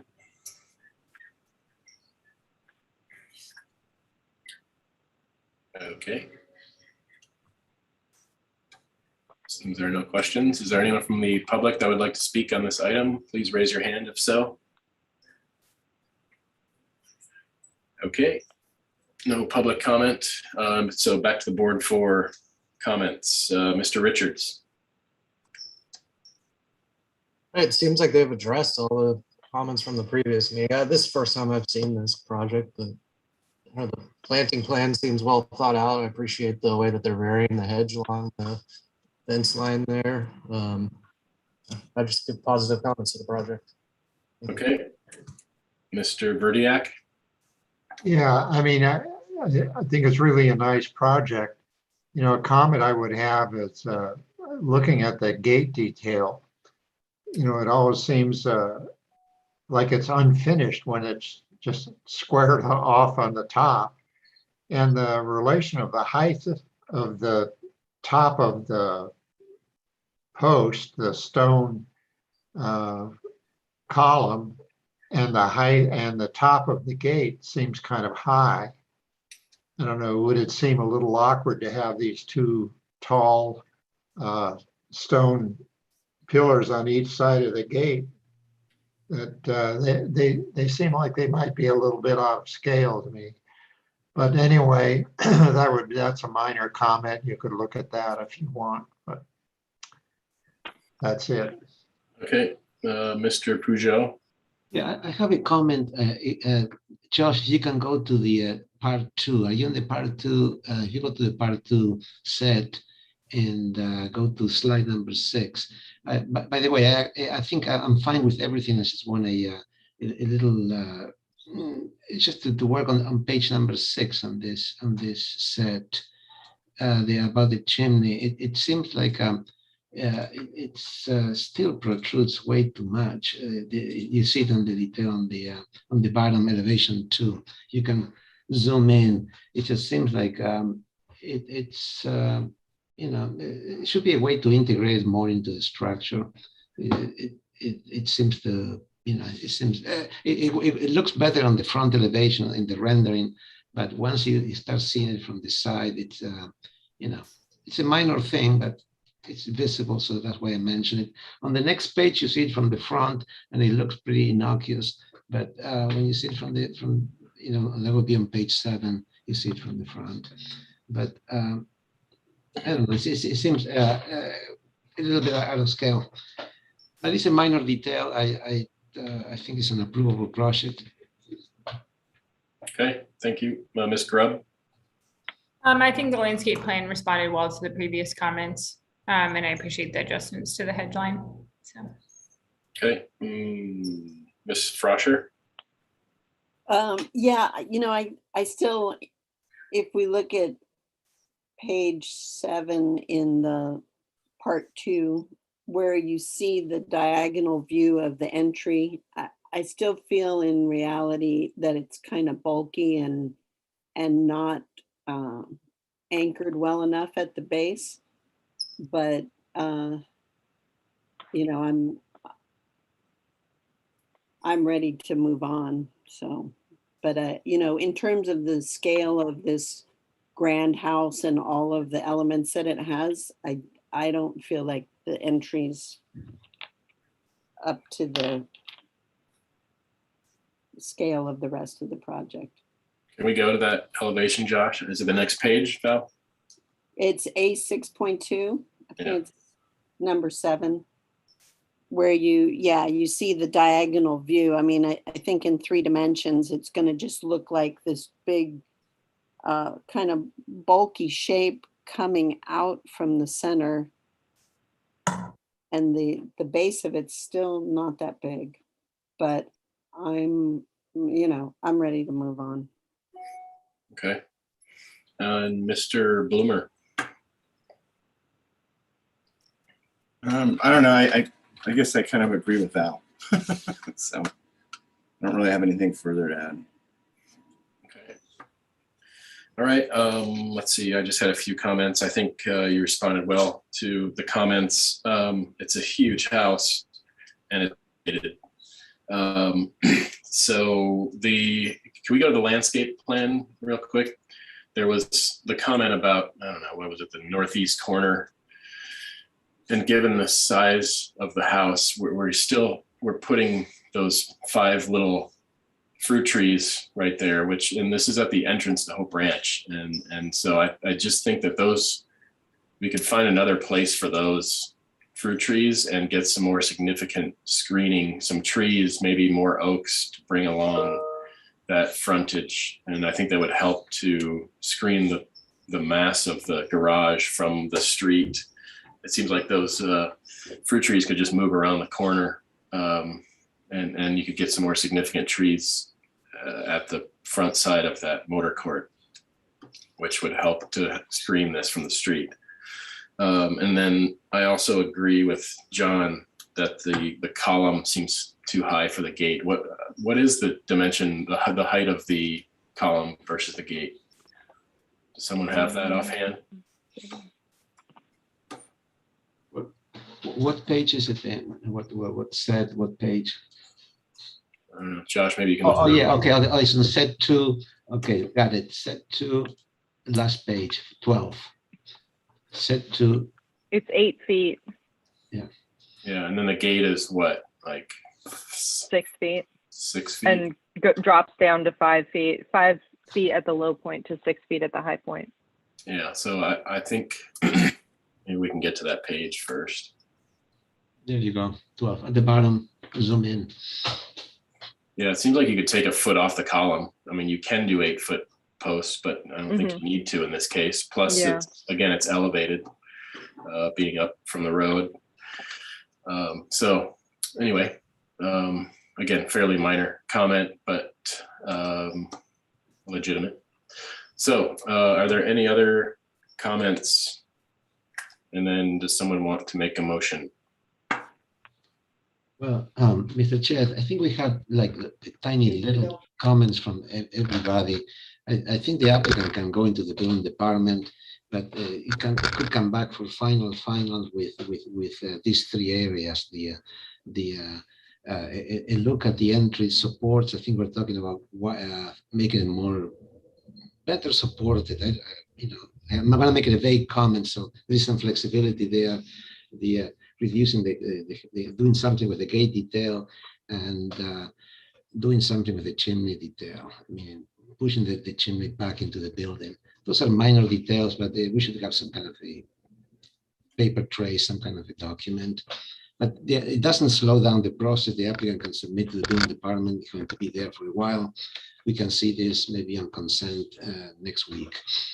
So I will make a motion for preliminary. Does it have preliminary already? No. I'm making a motion for preliminary with final details to address those 3 areas. Is there anything on landscape? And excuse me, and the very important landscape comments of the.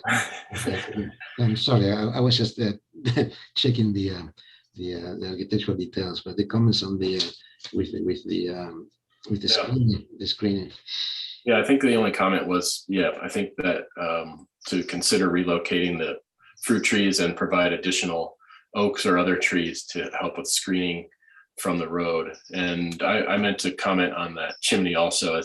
It's greatly improved over the way it has been the last few, but I think Alex is right. It could just be, if it works, to be just sort of embedded a little bit more into the structure. But I think it's a great improvement over the previous renditions. So Alex Tuttle, are you clear on the comments? I am.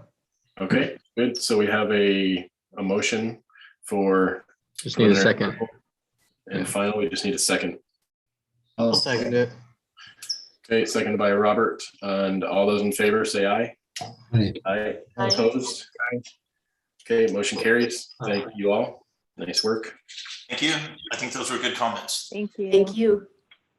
Okay, moving on to how is the board feeling? Do we need a break? Maybe we'll take a break after the next one. short little break. So let's move on to item number 5 then.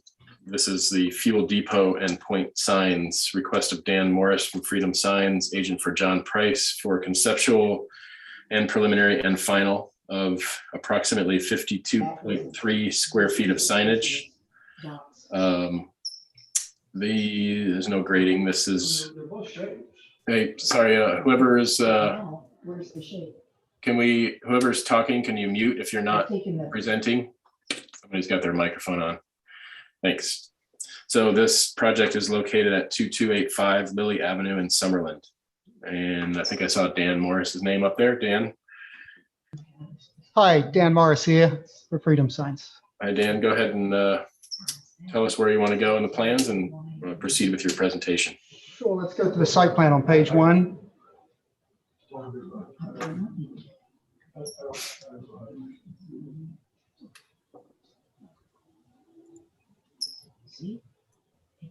What is, I think it's the plans conceptual, that one right there. Okay, so 3 signs, 2 new wall signs and a change to an existing pole sign. If you could take me to page 2, I'll take you through the signs one by one. So the first wall sign is 3D letters, halo lit, and then the logo portion is also illuminates through the face. The white portions would illuminate. That's located on the wall next to the entrance. Page 3. The second wall sign, that's going to be mounted on the chimney. I'll show you that later on the elevations. Go to the next page. This is the proposed change to the existing pole sign. Right now, it's a manually changed sign. We're proposing a LED price sign. You take me to the next page. I'll start showing you the elevations. So do you think there's a good solution? So that's the first wall sign, Point Market, located on the wall next to the entrance. There have been some changes approved on another application to the cosmetic appearance of the building. Those have already been approved and an awning's been added over the pumps. So the photos will look a little different from my plans. Next page. So that shows the new awning over the pumps and the pole sign. Next page. Let's look in the other direction. This shows the second proposed wall sign on the chimney and the pole sign. And then the next page shows some photographs for context.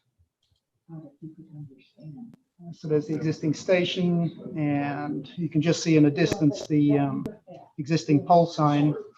And on the third picture on the bottom right, the pole sign is pictured on the left there. If we go to the next page, there's some better pictures of the pole sign itself. Okay, so there's the building, the pumps that will be covered by an awning, and the pole sign. And that's it. Happy to take questions.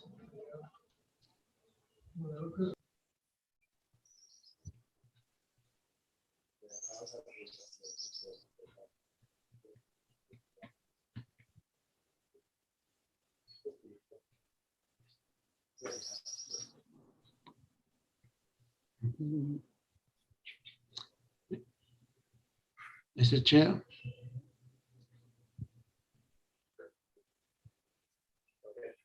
We lose Mr. Chris. Sorry. Are you back? Doing SBR right now. And yes, but it's the same shape. Sorry about that. Thanks. Bye. One moment, please.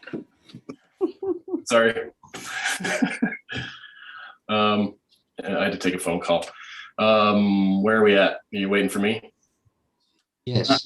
No, we decided to end the meeting. Sorry. My bad. It might take a little longer for the presentation. Well, the presentation's over, Chris. We're on questions right now. I have a question. So, sorry, any questions from the board? Yeah, I have a question. On that picture we're looking at, I thought we had some kind of a door cover. Is it gone now, or is it just missing in the drawing? You know, it might just be missing in a drawing. I'm going from the plans I was given from the architect, so my apologies if there have been changes since. Okay. Jeremy Jewell is here from Price Management. I don't know if Jeremy can comment on that. Okay, there's an open microphone somewhere. Is that you, Chris, or what's the story? I think it's on, Morris? yeah, on Dan's end somehow. Okay, any other questions? Yeah, what's the height of the pole sign? It doesn't show it in relationship to the building. It's 15 feet to the top. What was that? It's on page 6. You can see the 15 feet to the top.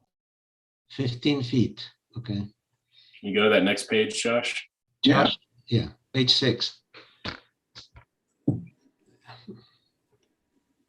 Okay, any other questions?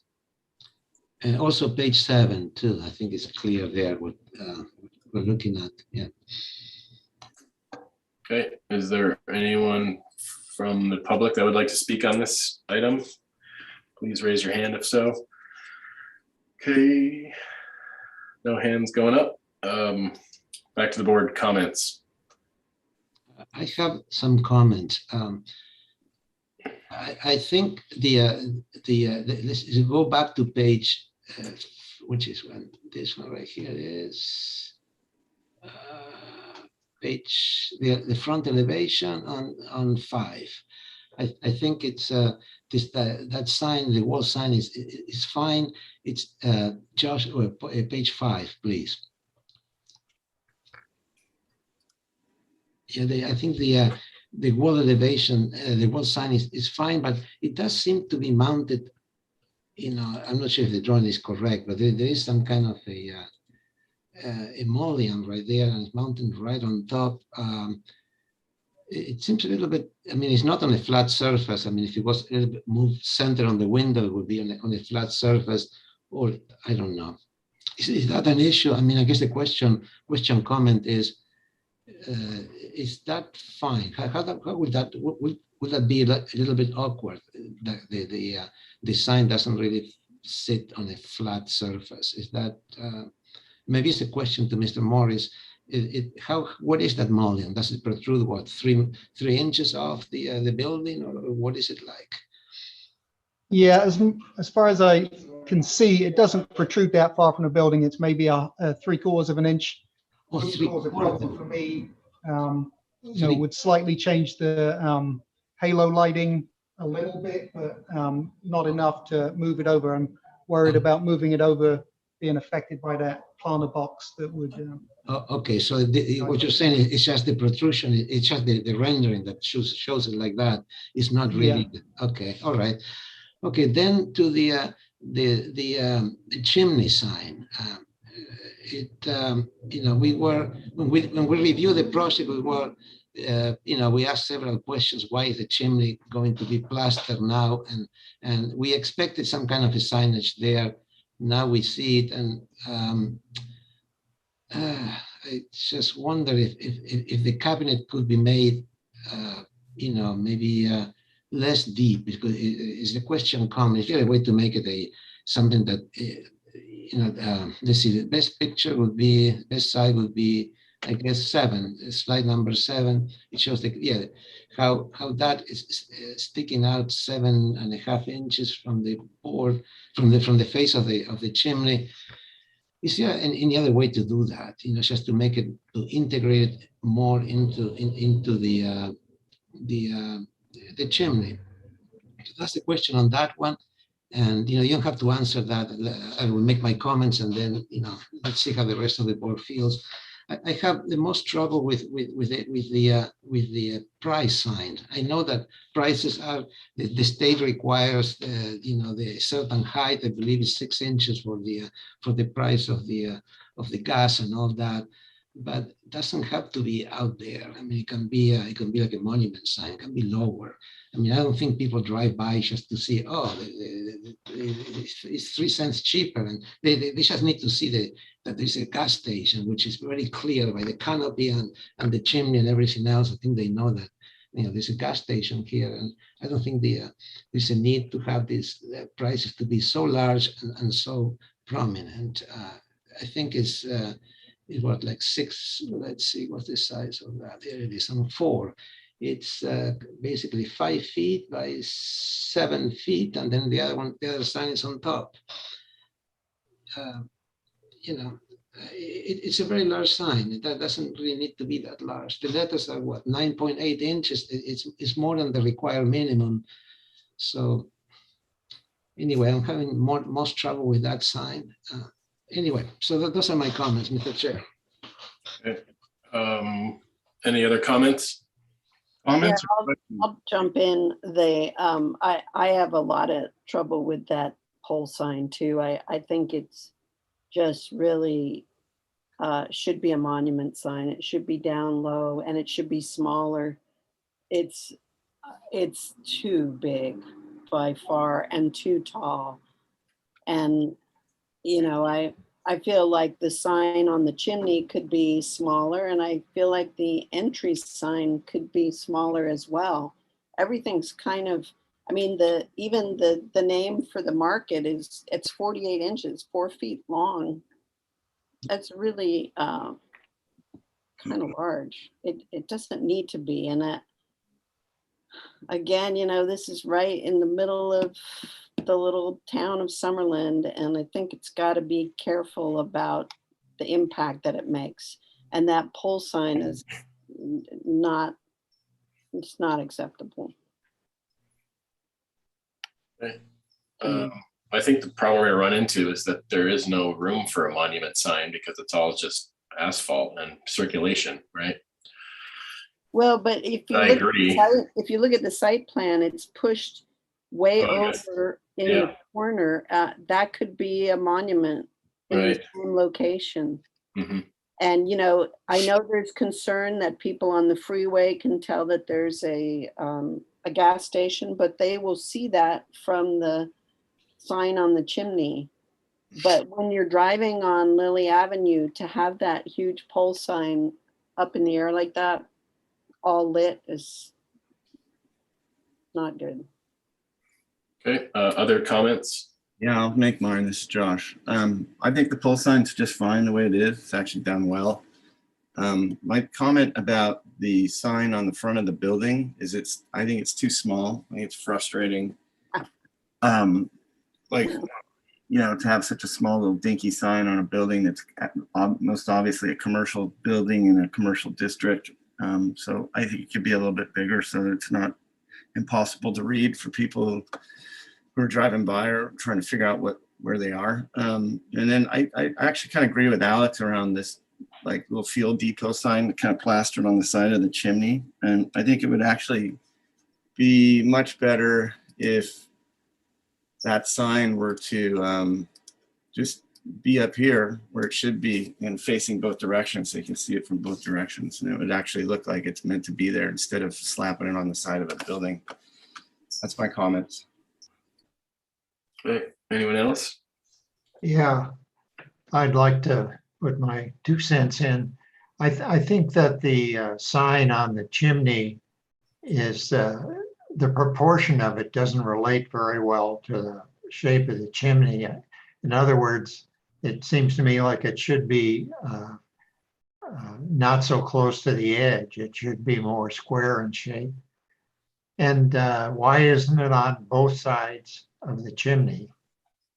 I mean, what Josh is suggesting, would accomplish that, but it also would increase the height of it. Anyway, I think it should be on both sides and be more square, and it's too close to the edge in its shape.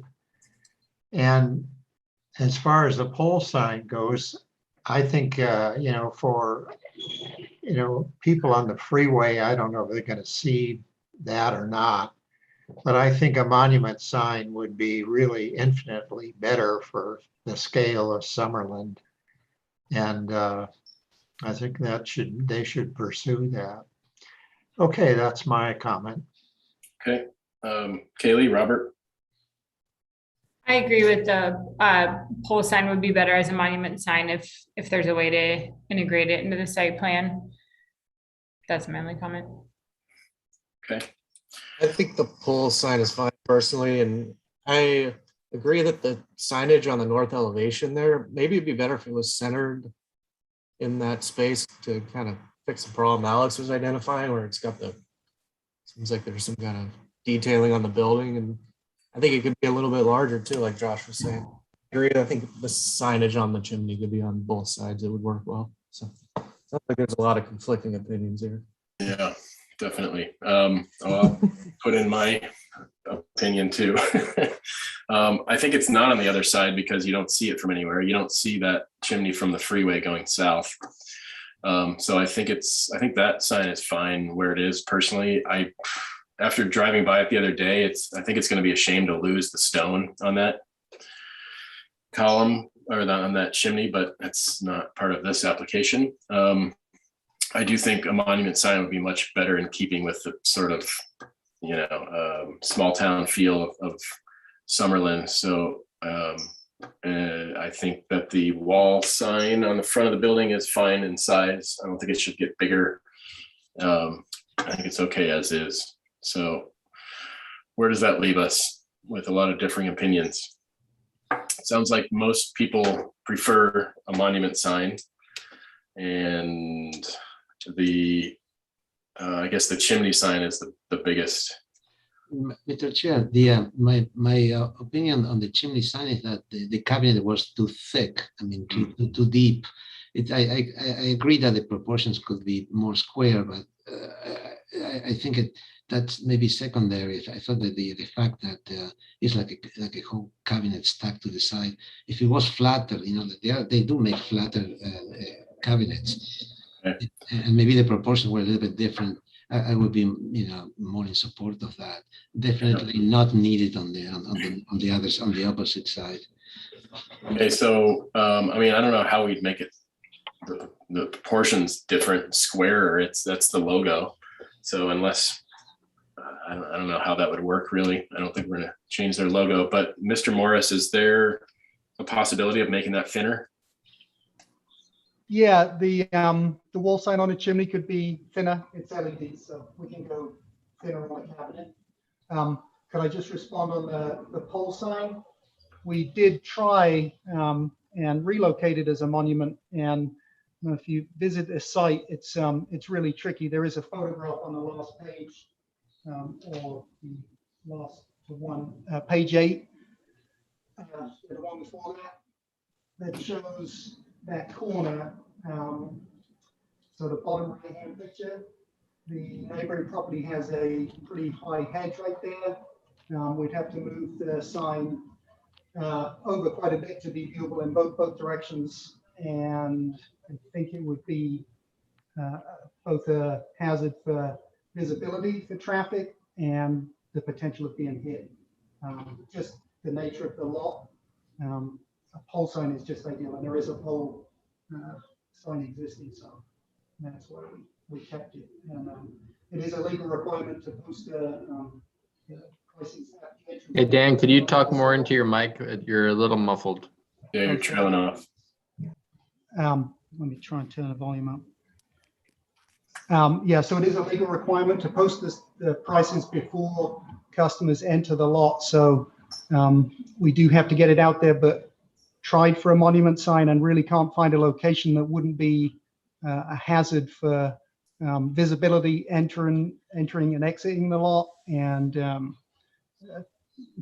visibility from both directions. It would have to move into the lot and really impede the traffic flow on the property. It just seemed, it's such a humongous apron there. It seems like that could be shrunk down, but is one option possibly to have 2 monument signs, one at each end of the property, so that you could tuck that in on one side? And it's hard to tell from these photos, but potentially they would have to be placed fairly far into the lot, which would cut down the size of turning space, getting into already a fairly tight lot with the way the pumps are located. It's possible. It's just not ideal. And visibility wise, as I said, with the hedges on both sides, the pole sign just seems like the way, and there is going to be an awning there. I don't think the pole sign is going to seem as large as it might without that awning that's going to cover it somewhat. Well, I think as Alex alluded to, the size maybe could be reduced. Is that a possibility? If it's remained a pole sign? Are the letters 9 inches? A little bit, yeah, a little bit. Not dramatically, just for visibility of the LEDs, but just like what? The letter height could be slightly smaller. 10 or 20%? Well, yeah, it's doable. Mr. Chair. If I could interject as well, this is Jeremy Jewell with Price Management. You have to also consider we have fuel trucks that are going to be coming in to drop fuel. And so having monument signs at either end of the property is going to be, difficult for these large semis to swing into the already extremely tight lot. So that was another reason for us, going with the pole sign here. Okay, Alex?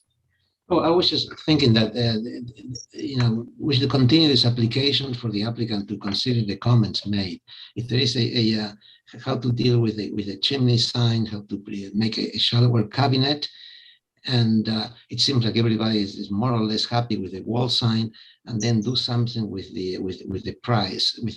It is a requirement. I believe the requirement is for 6-inch letters, or if not, please provide some document of what is really necessary to post.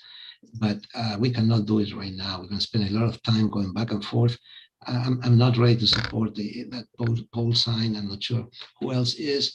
But we need to continue this conversation with more information and with the applicant providing some options. Maybe we can drive up by the site and take a look and think about it.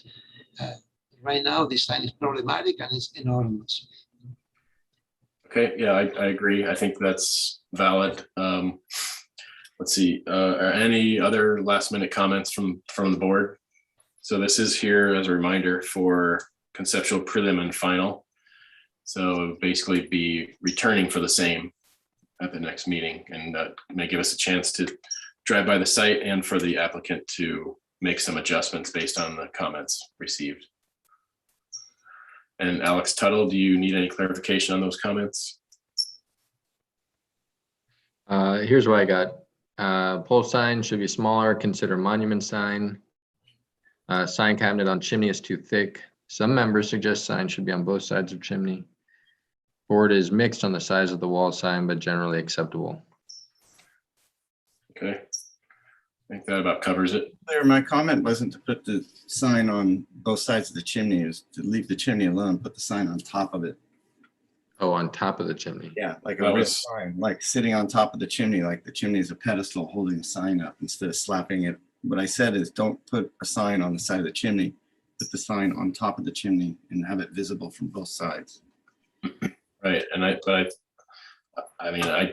respectfully disagree. I think that chimney is already very high, and this is just going to exacerbate the height issue.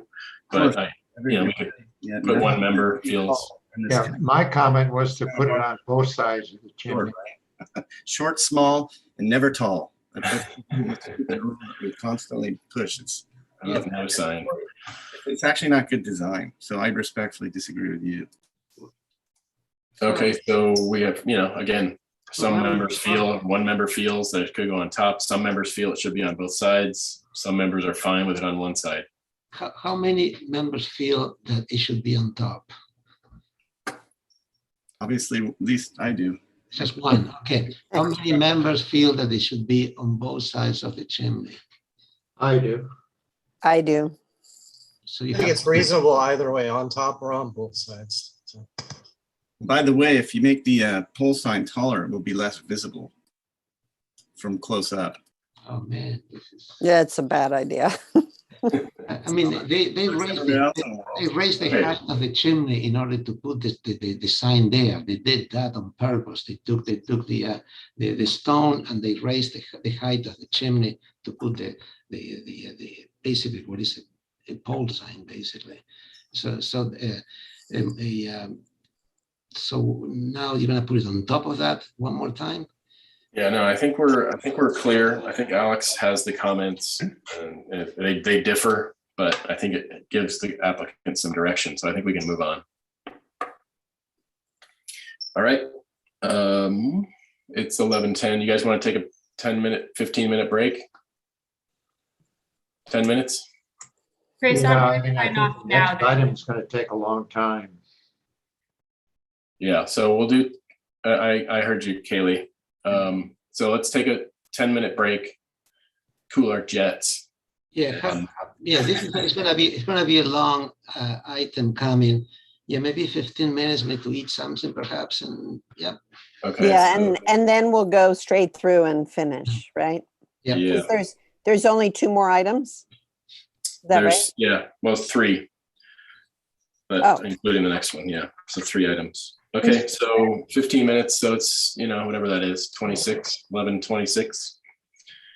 We will reconvene at 11:26. Thank you. Okay. And then, Mr. Chair, just to bring it to your attention, the last item on the agenda dropped off. Okay, so yes, 2 items left. Oh, good. Okay. Thanks, Leah.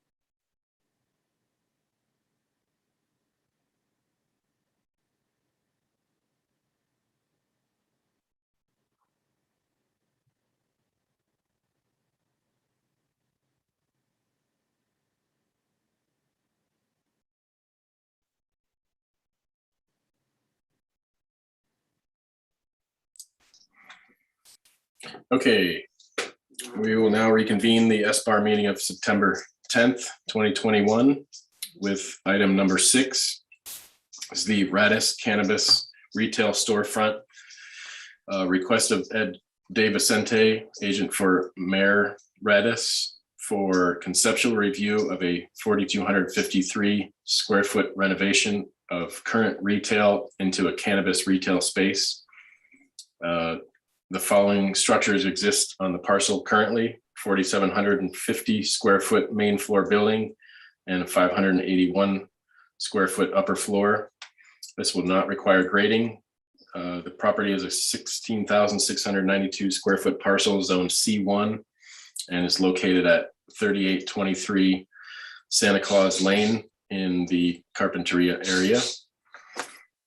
Do we have the applicants? Actually, let's just make sure we have a quorum first. Can folks report in so that we make sure we have at least 4 of us back? Alex? I'm here, Chris. And Robert. And we need one more.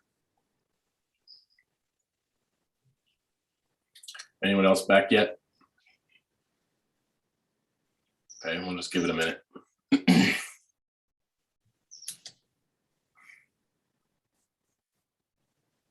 Valerie, Josh. Okay, oh, Kaylee's gone, so we need Val or Josh back, or John.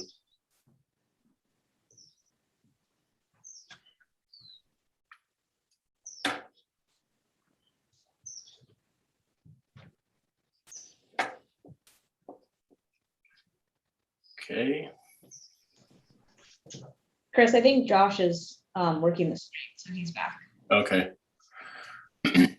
Yep, he's just muted. Okay, so we have a quorum. And so do we have the applicants here with us? Please state your names for the record.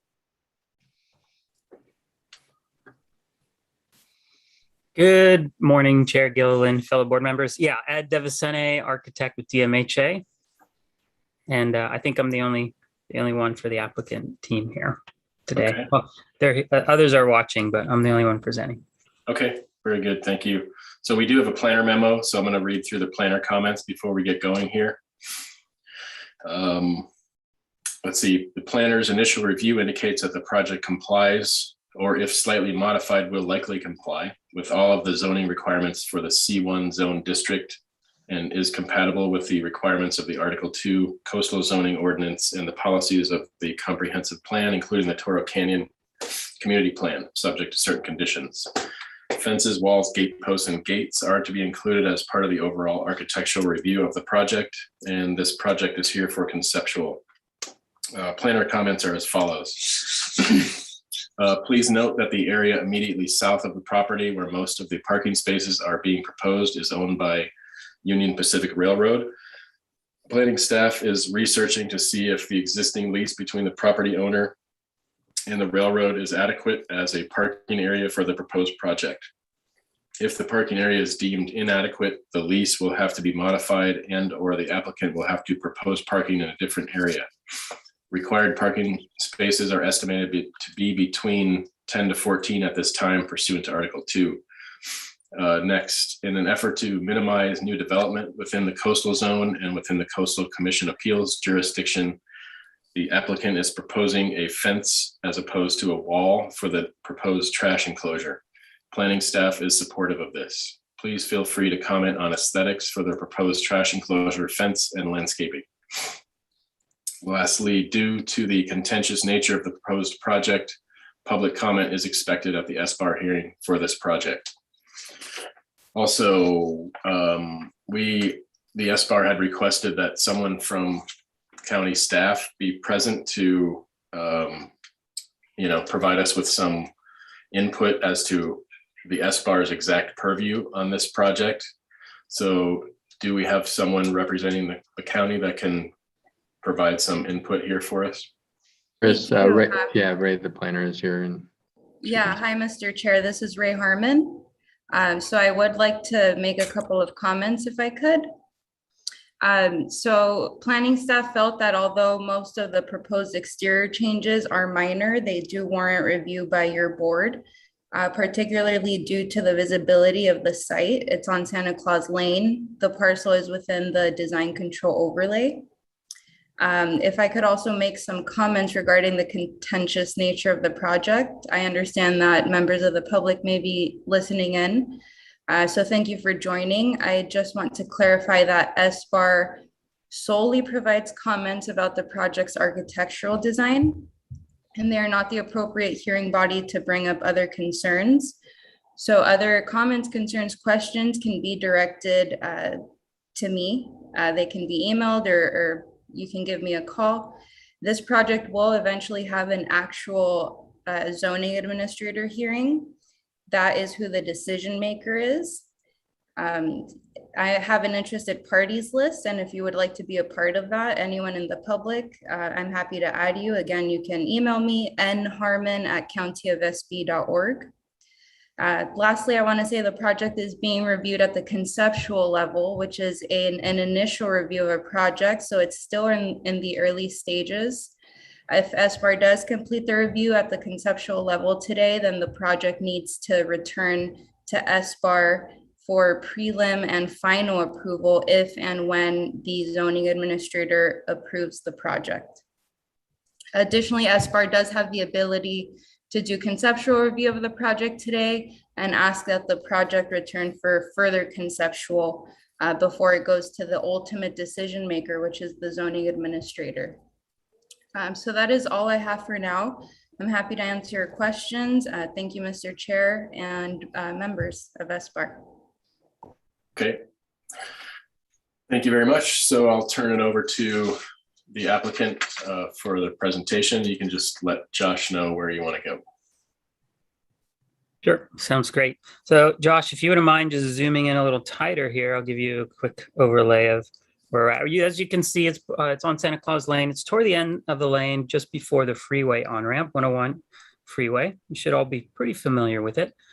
And you can see the kind of the property lines and how the building is kind of situated on there. And as staff mentioned, the area south is it's a part of the site that is leased currently from the railroad, and it's used for parking. And you'll see how that plays into our overall site and parking layout. So if we could move into the plans. We'll jump probably to page 2. Right into the photos. I can walk you around the building. So yeah, as staff mentioned, we're early on in the design of this. We've put in our application in, and we've been deemed incomplete at this point. So we're working on a couple of additional items to get turned back in to complete the application process. And so it's a good time to just introduce the board to the project, show you the proposed changes to the building and the site. And so we can get your comment on whether we're going the right direction or not, because it's really important to get all your I's dotted and T's crossed for these CDP applications and have minimal changes when we come back to you later for preliminary and final. So with that, let's go to page 2, and we'll start at the bottom right photo. And then we'll just work our way from there, kind of counterclockwise. So do you have the ability to zoom in a little tighter there, Josh? Bottom right?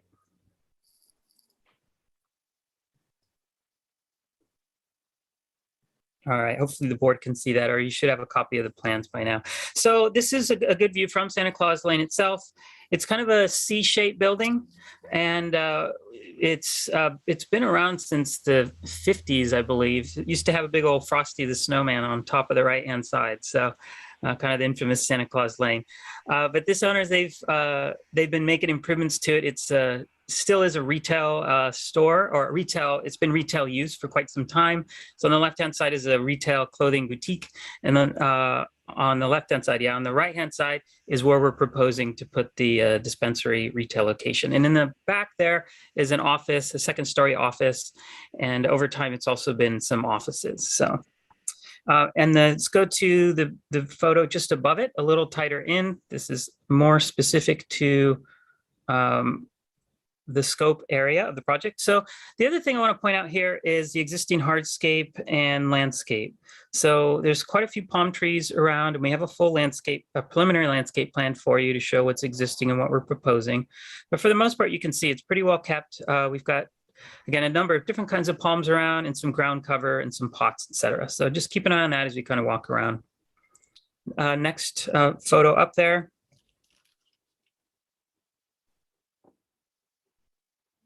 Okay, so this is the breezeway which connects the front of the building to the back. And this is important because just to the right-hand side of this gate is where the existing doors are, which would be the main entry location, main entry for this retail location. To the left-hand side there is where the back of house areas are, offices for employees, and also we'll be renovating the existing restrooms for accessibility compliance. Let's keep going. You can kind of see the peak there too through the breezeway to some of the landscaping in the back. So here on this side is where we're going to be making one of the revisions to the existing facade. So the previous retail tenant kind of had this as their main entrance. And for the security, the way that the security circulation works, and we'll see it in the plan, we need this door will get closed off. It'll be changed into a window. We'll remove this kind of entry canopy piece. And to the left-hand side, the second window back there, we're actually going to be putting the exit door from the space. And you'll see that in our elevations. So let's go to the photo to the left. And we'll show you the rear portion of the property. So in the rear portion here, we've got a couple of doors. The bigger door side light set is, again, for security reasons, that's going to be revised to a window. And the door on the left, we'll replace it just to get rid of the glass. But this is going to be the primary loading, unloading zone for any deliveries of the cannabis products. So, and in the foreground here is where you'll see in our site plan how we're going to reconfigure the site plan for accessibility and the rest of the parking, trash enclosure, et cetera. So here, again, take note of some of the in-ground landscaping, and we'll see that as we look at the last few photos, the rear of the property. So next photo down. Here from the other side of the breezeway, looking through on the right-hand side, and again, the facade, the rear facade we just saw on the left. So really here in the foreground, this is where we're going to put in our accessible ramp coming off the brick stairs to the right here. And then just straight in front in the middle of the page is where we'll have our accessible parking space. Okay, and the last photo just shows you more of the rear parking field. So again, to the left-hand side, the same area we've been speaking about. Just off behind the trees, you can see the stairs that sneak up to the second floor office space there. And on the right-hand side is the rest of the parking. So it's just gray concrete back here. And well, we could probably move along and you can get a better sense of it on our site plan. So let's skip the next 2 pages, go 3 pages forward.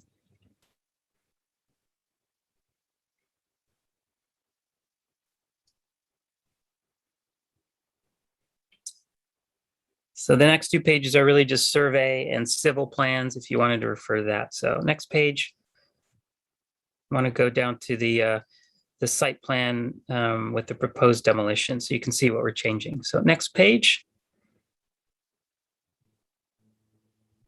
So you could zoom in a little tighter to the project, that would be great. So starting on the right-hand side, this is the drive entrance. I guess we didn't have a photo of that, but this is the drive entrance here.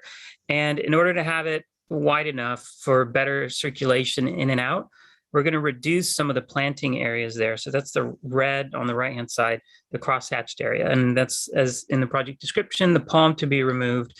That's the palm that's identified in the upper right-hand corner. A couple other things to note here as well. On the street side here, our setback is, the building is actually within the setback, and also on the left-hand side. So I wanted to point out a couple of existing non-conforming setback.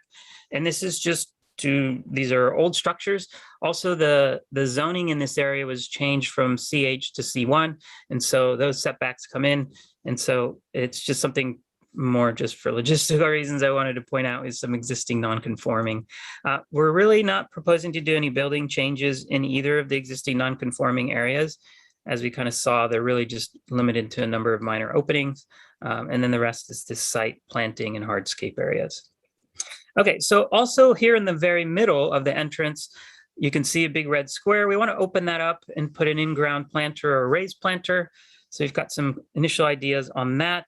And then to the left-hand L side of our left-hand side is our retail side. We'll show you where those openings that we're going to modify are. All right. I think let's move to the next page. You can kind of see how it all comes together in our proposed plan.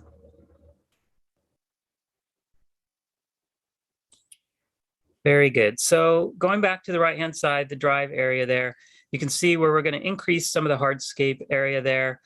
Also to the left-hand side of that, in the upper right corner of the building, is where we need to put we've already coordinated with Carp Water and also with the fire department. This is where they want to see the sprinkler double detector check assembly. So we will have some landscape screening around that.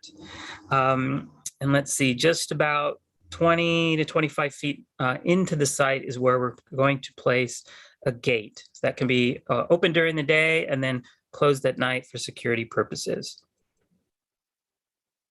Then back into the middle entry court, there you can kind of get a sense of the rectangular cut in into the brick, where we'll have a new proposed planting area. And then at the rear, if we could zoom into the rear parking lot, we can take a closer look at this area here. And then we'll move into some landscaping.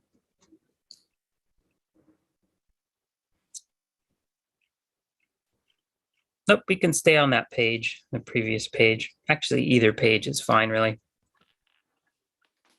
So really what the ability to, the railroad lease has given the ability to double load the parking. So previously, when it was, before they had the lease, it was just single loaded against the property line and at an angle because it's a fairly narrow maneuvering area. And so the lease that we have with the railroad allows us to do a nice double loaded parking area, and also gives us some opportunity to move the trash, which currently is in the driveway location, as this area we're looking at in the upper right. Now we can put a proper enclosure on the south side. This would just be a fenced in trash enclosure. We'd have a man gate there coming across the drive across from the accessible parking space, and then the double doors in the front for servicing from the trash company. And then along the back wall, just 90-degree parking. The wall to the right-hand side is a CMU plastered wall, and about halfway through the side, it changes to wood fence on the left. In either case, they're both on the railroad right of way. And then the wood fence just turns from the south west corner and goes up the western side of the property. So there you can see the other side of our double loaded parking along the building side.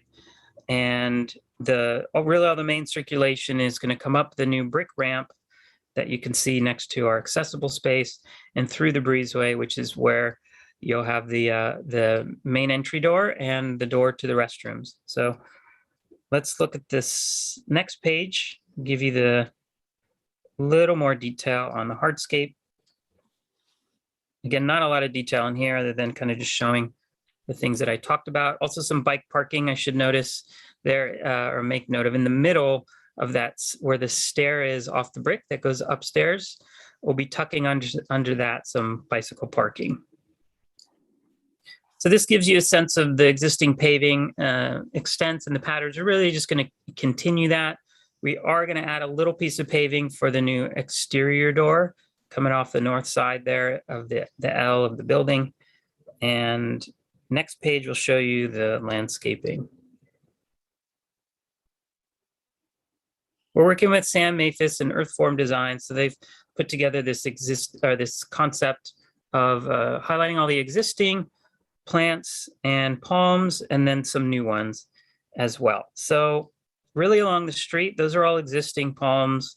The new planter area they've got in the middle there, the landscape architects will know much better what that is. It looks like we're going to add 3 Inigo xanthus and with some Lamandra underneath. So Lamandra is the ground cover planting that's already existing, which we're going to continue. So that'll be the highlight there in that center court piece. And then let me see, going through, trying to highlight if we had any new palms. I think all these other palms are existing. So even at the rear next to the trash enclosure, that's an existing planting area with existing palms. So that gives us a good breakup of the parking field as well. I think we have along that south edge, 1, 2, 3, 4, 5, 6, 7, 8, 9 parking stalls. A portion of them have some low ground cover at the front. which continues along the back wall and turns along the southwest corner and up the western edge. So we have some existing planting there. Also along the wall and the fence, they are calling out some vines to be added. Again, I'm doing my best. For preliminary final, we will get our landscape architect here for more detail, etc. It's a Passiflora edutis, forgive my pronunciation, but that'll be at 10 feet on center along the back fence and wall. And then the existing ground cover down there is a Chondropetallum tectorum. So hopefully some of that makes sense. So that's really the paving and hardscape improvements. Again, they're limited. We're just kind of building on what's there. Next sheet is just a little more enlargement of the floor plan. Again, not a ton here for your purview. Again, now you get a better sense of kind of the scope areas. So this is probably kind of the best way to see things. So let's start with the upper left-hand block, 5 and 6. Existing is above, proposed is down below. So really not much happening along the western edge of the project. There is an existing, like a carport structure in the very upper right-hand corner in the back. That's just going to be eliminated. Shifting over to the right-hand side, this is a cut that we have through the breezeway. On the bottom, we're just reconfiguring the door that goes to the bathrooms, a door with glazing. And then if we can get into the number 3-4 block there. Oh, actually, yeah, sorry, we missed the rear of the property. So at the bottom of the page, elevations 1 and 2, this is from the rear. So starting from the left-hand side, you can see our door, we're gonna replace the glass door. We'll fill that in with a solid door for security. Our double door set with the side lights will get replaced at the window. Here you can see that. Then our accessible ramp will build up next to the parking that goes through the breezeway. And really on the right-hand side, you can get a sense of the new gate. It would just be a wood gate. It's pretty much just it's a Western style, kind of an older architecture, seaside that they want us to keep. It's all batten board building, as you've seen, with the dark gray. So we'll play off of that with both the trash enclosure design and this gate design. These are not designed yet. They're just little placeholders. But if the board has any strong direction they want to pass along for these, we're happy to consider that as well as we move it to further details. Okay, next page. And this is the last page, just kind of showing you the context of the exterior changes. So in the upper block, you can see existing number 4 and then number 3 proposed below it. To the left-hand side, again, the gate to the back drive area. And then towards the middle there, you can see we're on top, the red window blocked out, getting demolished and changed to our exit door. So all the other glass will be obscured for privacy reasons, but still allow light into the space. And then in the center court there, our proposed raised planter. Be good to get comments whether raised or in grade if you have a preference there as well. For this concept, it's proposed raised. And then the last elevations here on the bottom right is probably the only one we need to look at.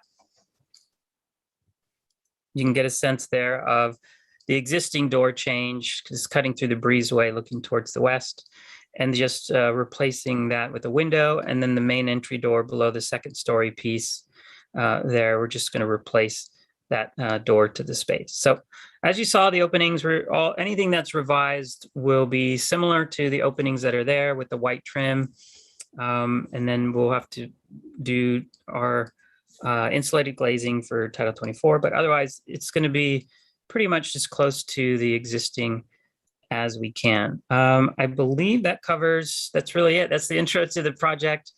As you can see, we're playing mostly off of what's there. It's not a big scope from a site plan or building standpoint, mostly an interior renovation. But yeah, I wanted to make sure you all understood the project and some of the relationship to Santa Claus Lane itself and the rear parking as well. So we look forward to developing it further through the planning process.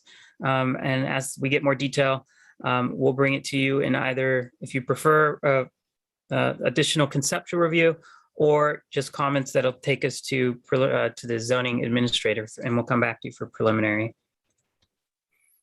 Okay, thank you, sir. We'll bring it back to the board then for questions. Let's see, Member Richards, any questions? No questions, thank you. Okay, Member Verdiak. No, no questions. Okay, Board Member Peugeot, questions? Yes, I have a few questions. On the site plan, there is like what it looks like a gravel strip on the back near the south property line, running east-west about 3 feet. Let's see, where can you see that? Let me show that. And yeah, you can see it on, let's say, on either slide 5 or maybe the landscape plan, which is what, yeah, like a slide 8. Slide 8, Josh. What is that? Yeah, what is that strip right there, right near the setback line? What is that? In the middle, near the property line. Yeah. Yes, Board Member Peugeot, good question. That's our existing drainage swale. So I skipped over the civil plan. It is in this set, I think it's the second sheet, but that's the existing drainage swale. So the driveway slopes from along the building and at the rear property line, the rear fences, towards the drainage swale and slopes towards the right-hand side. There's a storm drain outlet there that goes to the rear of the property. So it's just like a swell, like a 3-foot swell with a dip in the middle. That basically, yeah, okay, very good. That's correct. Okay, what's the width of the driveway? That's a good page. Mr. Bloomer, if you can zoom in a little bit, we can take a look at the driveway width. It looks like a good 20 feet or so. What do you need on that or what? Sure, it's on, the dimensions are on sheet AS 102 are proposed. So, What sheet is that? Okay, That is sheet number 6. Okay, what am I looking at? Yeah, so on the right-hand side there, you can see it's about 20 feet.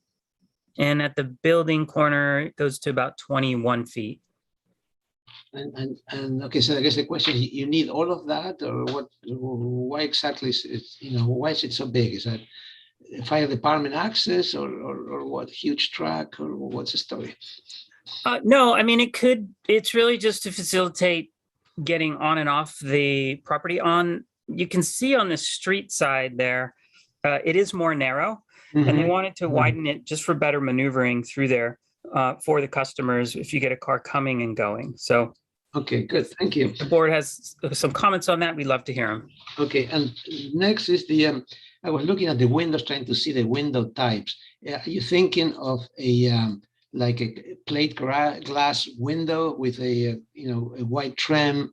I'm not sure if you have a wood sash or not. What exactly is I cannot see in the photographs. I'm trying to find out what's the existing window type. Yeah, if you want to turn to page 2, you can get to see them in the photos. They're pretty much just, gosh, what is the size? They're probably like 5 by 5 or so, or maybe 6 by 5. Yeah, they're probably just plate glass windows. We haven't gotten into that level of detail yet, but we would do insulated glazing, as you know, for Title 24. We got to at least put that in. But it would pretty much be very simple. So the simple trim around the window and without any breakups or mullions or anything to kind of break up the field. And you mentioned you want to have privacy. Would you have like bronze glass or dark glass, or would that be, or with the privacy done with a shade, with an interior shade? No, I think we're thinking more of a milky film rather than anything reflective or a dark tint. I think a milky film to obscure but still allow light through is what we're leaning on towards. A milky film, like it would be translucent, or I mean, it would be transparent, but it would be like a solar tinting, or I'm trying to figure out. No, it's like a translucent film. 3M makes different window films that you could put on for privacy, but it would be a permanent installation, not blinds or anything like that. Okay. And lastly, the raised planter in the center, which is a feature there, are you thinking of like a raised like 18 inches on so people can sit around like usually that's kind of the way they are used, or not, or it looks like it's drawn a little bit taller than that. What's the thinking?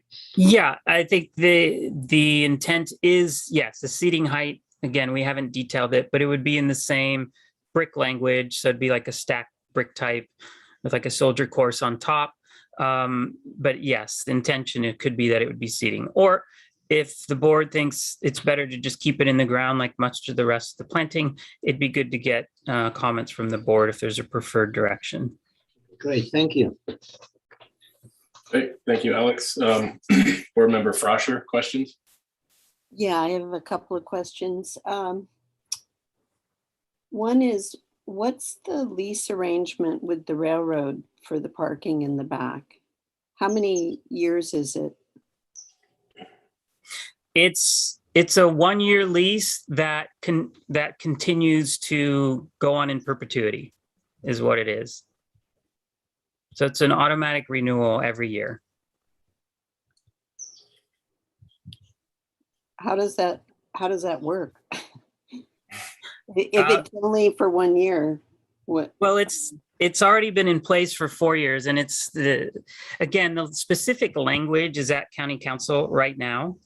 And the understanding is with the railroad that it was, yes, it's a permanent allowed use, and the owners pay the railroad rent for that. The railroad just doesn't have a long-term need for it. So that's why they made it just a continuing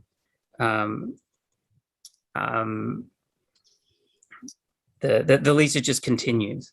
So again, this is something that's we're coordinating with County Council. Is that sufficient for a CDP, or do they need something different? Right. And then another question was, have you coordinated with Public Works as far as their street improvement plan? Because we've seen their plans. I think they're 95% done now, but the last one that I saw had their boardwalk sidewalk kind of overlapping with the front of the building, and is a very different layout. And so I'm confused by what what you're showing in terms of parking and what they're proposing.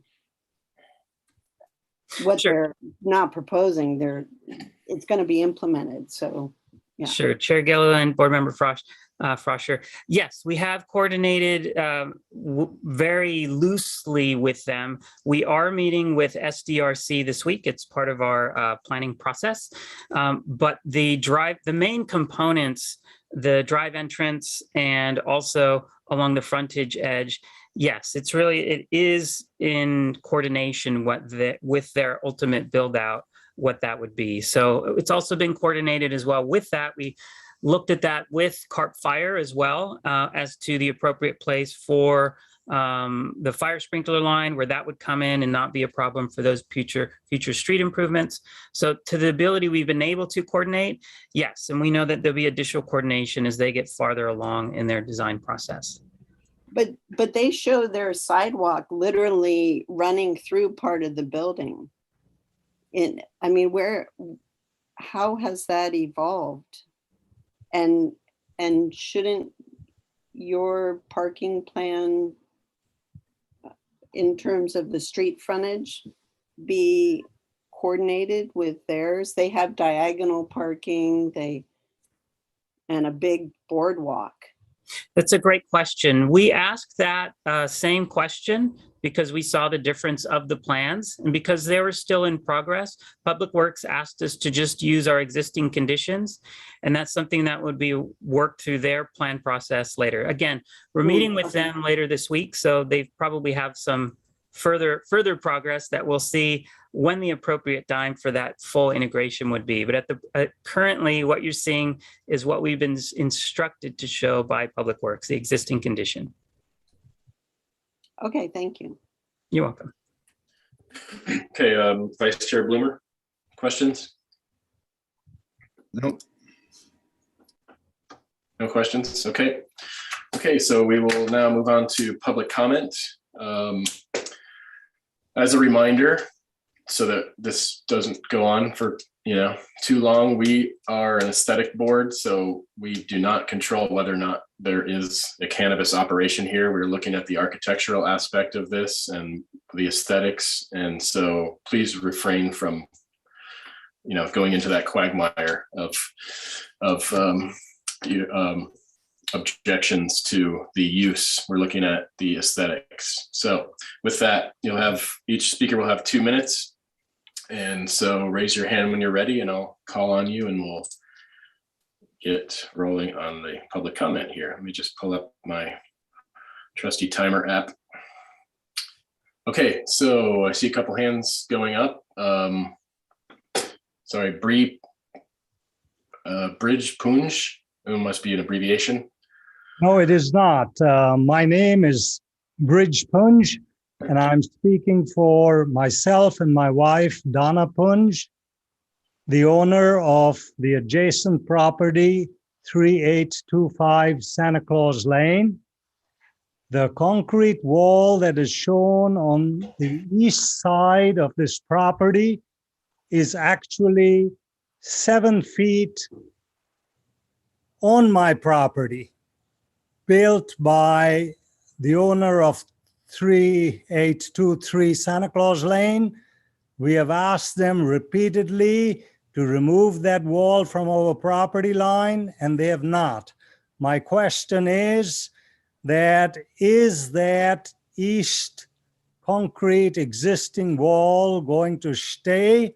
If it is, then I use this comment as my technical objection, which I can take up in any forum in the future. Okay, thank you. Josh, can you go to the site plan? Maybe we can point to that location. So maybe zoom in. Let's see here if we can. If you notice, they show a dotted property line, and then they show an existing concrete wall.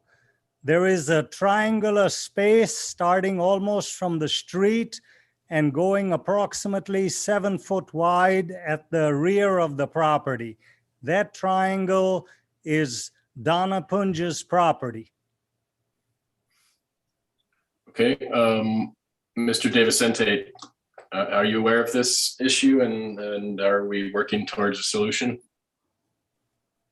Make sure I'm on here. Yes, I'm aware that it exists, and I understood that the two owners were working together on it. I don't know what their decision is. This is information I'm hearing now, that there's an objection, but to achieve what we need to, we can certainly, if needed, we can design any improvements between the neighbors on our side of the property line to get, if there's an issue with this.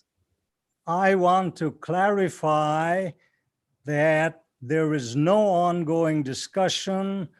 The owner of 3823 Santa Claus Lane has not gone forward. We have sent legal letters and the matter is just hanging. I have tried for about 2 years to get a solution.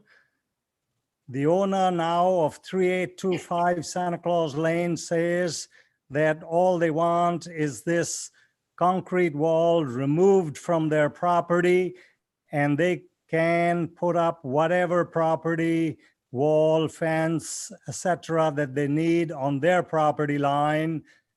And that is really all. There's no ongoing negotiation and there is no ongoing discussion, just for the record. Thank you. Okay, thank you, sir. Is this where I drew this red line? Is that the location that we're discussing, that we're talking about? I am trying to scroll down and see it. I'm not able to scroll down fully. Yes, that's the wall on the east side. Okay. And you see that line, the property line, you see with the 3 hatches and then a solid line. And now you see the distance to the concrete wall. That all is the property of 3825 Santa Claus Lane. And it goes in a narrowing triangle almost to the street. Got it. Okay, thank you, sir. I have one other comment.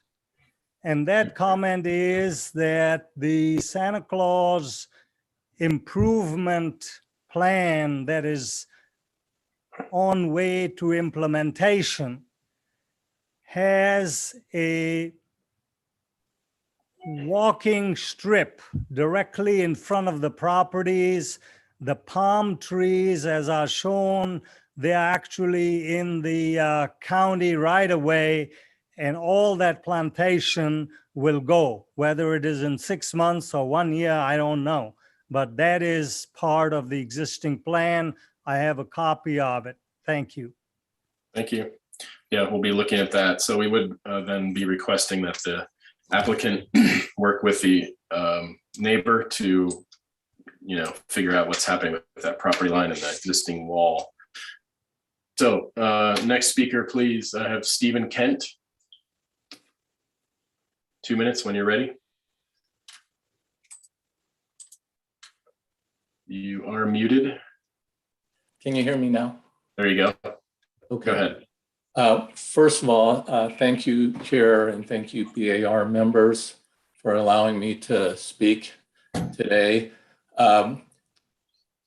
Just to give you, what I hope to do is just give you a little background of why I'm here to voice my opinion today, and then show some photos that I think are relevant to your discussion, and then make several points.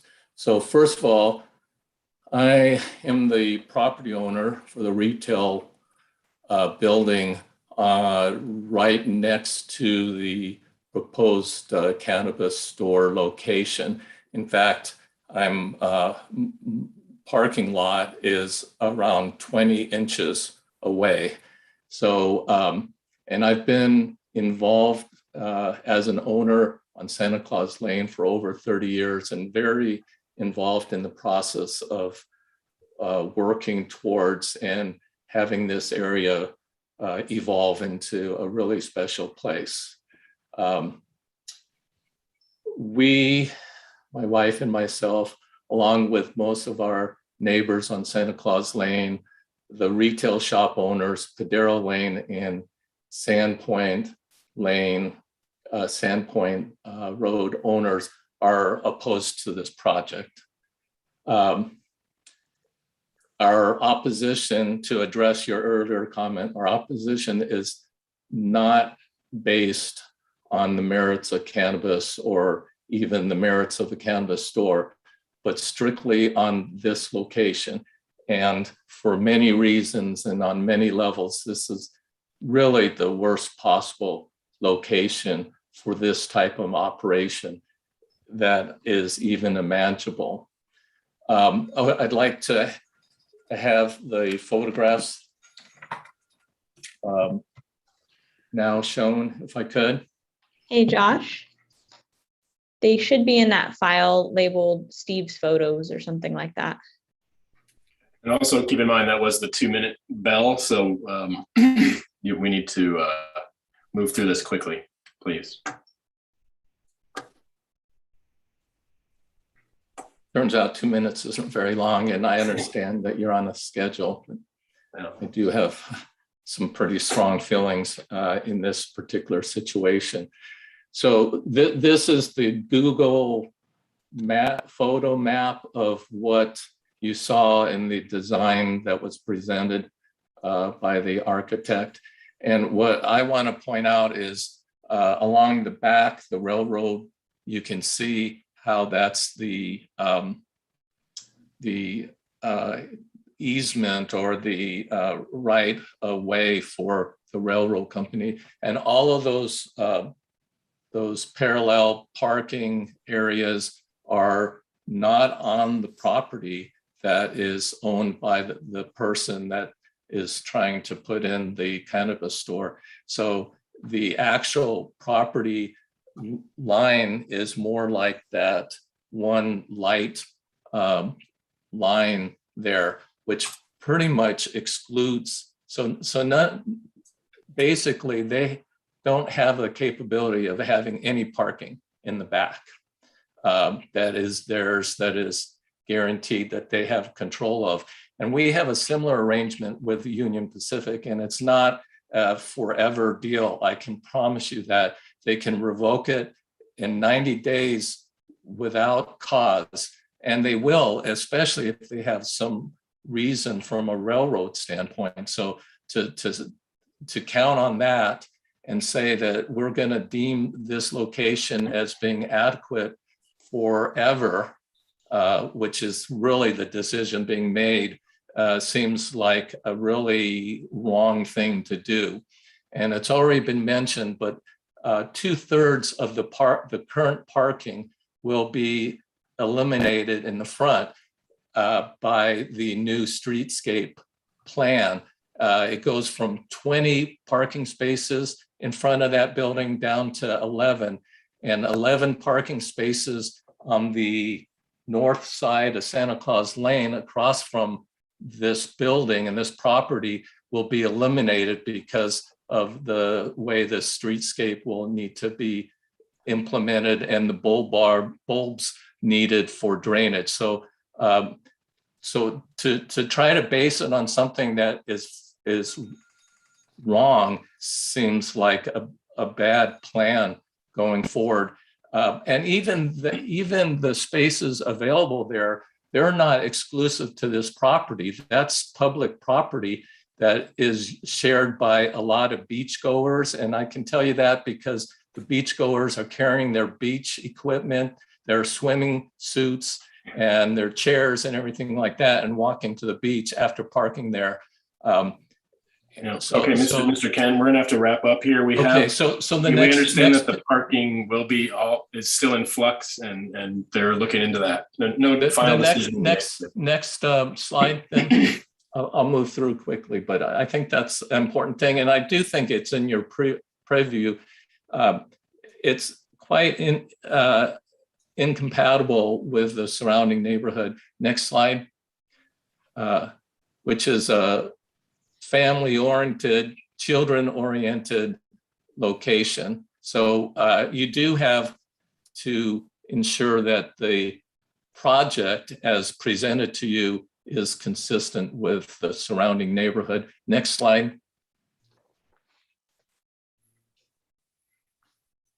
So all of these are parked on railroad property. Next slide.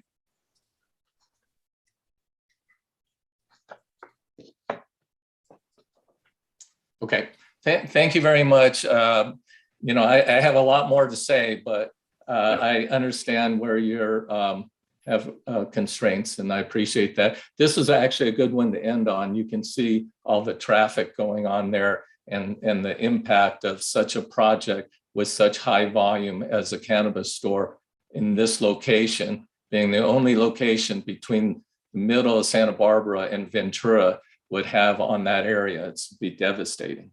Thank you very much for your attention. Thank you, sir. Okay, Anna Carrillo, 2 minutes when you're ready. Okay, thank you very much for this opportunity to speak to you. I live in the Toro Canyon Plan. I use this beach all the time. This roadway is extremely congested as it is the only way to get onto the 101 freeway going south for many residents on the eastern end of Padero Lane, hundreds of residents across the freeway living in the Sandpiper Mobile Home Park, Franciscan Villas, residents on Cravens Lane, Foothill Road, the La Mirada EDRN, Ocean Oaks EDRN, Serena EDRN, the Polo Fields, and many living on Toro Canyon Road. Also keep in mind, there are and will probably be at least 200 new employees at all the new cannabis farms located on Via Real between Nidaver and Cravens Lane. The lack of adequate parking for all those who use his family beach and want to shop and eat at the 3 eateries is a very large concern. Right now, there isn't even enough parking for all who come. Parking can spill out onto the railroad, right of way, under the bridge, and along Via Real. This is the yet to be constructed Santa Claus Lane streetscape and bikeway project improvements will result in 62% reduction in parking availability in the immediate vicinity of this proposed project, while resulting, according to the Institute of Traffic Engineers, in generating at least 3 times the trip generation. This is a family-friendly area with many children walking around. There are no sidewalks, and traffic on this lane can be a nightmare for people looking to park. Once one does find a place to park, and one has to walk in the street to get to one's chosen location. There are 2 surf schools that operate on this beach. When daylight ends, this area is very quiet with no night lighting. A cannabis retail would require night lighting and security guards, which would be incompatible with the residents living nearby. Okay. All right, there was also a recommendation for reduced fencing, having a cannabis retail location with 24-hour armed guards. Night lighting, obscured windows will detract from this vision for this area. Thank you very much. Thank you. Okay, is there anyone else from the public that would like to speak on this item? If so, please raise your hand or lower it if you've already spoken. All right. Okay, I think that's it then for public comment. We had a lot of letters from the general public, which we won't read, but to acknowledge that they were received. And so I think we can now bring it back to the board for comments. Let's start with Mr. Peugeot. Yeah. Well, I think it's important to put at the top of the line as a comment the coordination of parking and the frontage of design, any landscape or any work to be coordinated with the county plan for Santa Claus Lane. That would be the first thing on the agenda. I guess right below that, the second item would be the resolution of the issue with the parking, with the garden wall, the fence which is not on the property line. So that would be the second thing to be resolved. The third thing I would like to approach in generality, in global terms, is the idea of more landscaping. There are not a lot of things that this board can do with remodels of this type. One of the most effective things is to figure out where landscape can be added to the project. I was asking about on the south, it seems like the strip, and if you go to slide number 8, Mr. Bloomer, if you go slide number 8 and you look at the site plan, and then we can concentrate our comments. I think the landscape around the south end, the last 3 spaces, I'm not sure why that hedge of planting doesn't go all the way to the corner. Maybe that can be resolved. There seems to be a lot of paving there, a lot of there's some area to the east of the building itself. We could add some landscaping where the palm tree is being removed, and any other area where of landscaping would be really welcomed. Regarding the central planter, I don't know. I need help from the landscape architects in this board. It just seems like adding more palm trees. It's just like, if there is a raised planter, an important central element of the design, one would expect something major and more important of a tree. I don't know, like a coral tree or something major with more broad leaf that creates like a whole umbrella and shades this whole courtyard. So those are the things I would like the applicant to concentrate on. Regarding the fence on the south, I'm not sure if we need to make a special dispensation type of thing. The fence for the trash, it looks fine as for what I can see in the preliminary drawings. Regarding the architecture, I would be interested in doing something with the details of the windows, like a plate glass window, of the way they are drawn with no detailing and of a milky color. I don't think that's acceptable. Maybe broken up. I'm not talking about breaking up into smaller elements, like three windows or three panels separate with all of them with sash, some way to break down the kind of, I don't know, almost industrial scale of the windows on a building that is not industrial in design. In a way, the way that the doors are done in this complex, that's what I would like to see for the proposed new windows. Those are my comments. Okay, thank you. Member Ferdiak? No, I really don't have any additional comments. Okay. Mr. Richards? I agree with Alex's comments. I think the parking is an issue that needs to be resolved. I'd like to hear more information about the future of the street frontage here and how that affects the plans. Obviously, the wall issue with the neighbor on the corner needs to be addressed. The proposed new planter that is in the middle of that brick patio, it doesn't seem to really correspond or relate to any of the other existing planters there. So I'm wondering, or going to suggest that maybe the landscape architect could look at the layout of all these planters. Do those existing planters want to be reconfigured? It just seems like maybe that new planter is kind of placed there out of purpose. And then also there's a bunch of existing pots and planting there, and you know that seems to be working together with the landscape. So I think as like a cohesive piece here, it'd be nice to see your existing pots, your proposed pots, all on the landscape plan, what the planting is in there.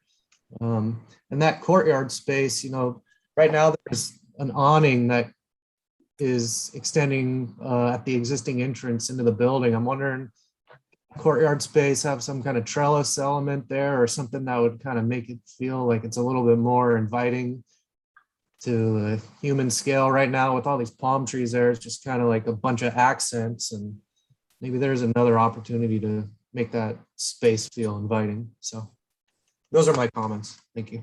Okay, thank you. Member Froscher?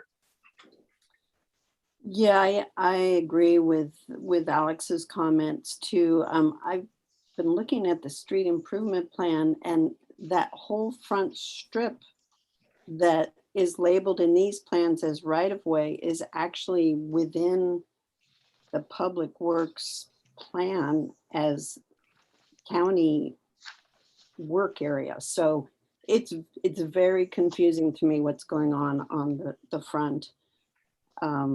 But yeah, I agree with also that a more canopy tree in that planter would be preferable to highlight the courtyard, to clarify the parking issues in the back and the wall with the neighbor.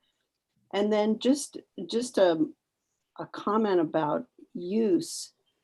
Because of the unique situation of Santa Claus Lane being an on-ramp to the freeway, it seems like there's a very direct conflict between the kind of use of people coming to a cannabis dispensary versus the people that are parking and gathering their beach items.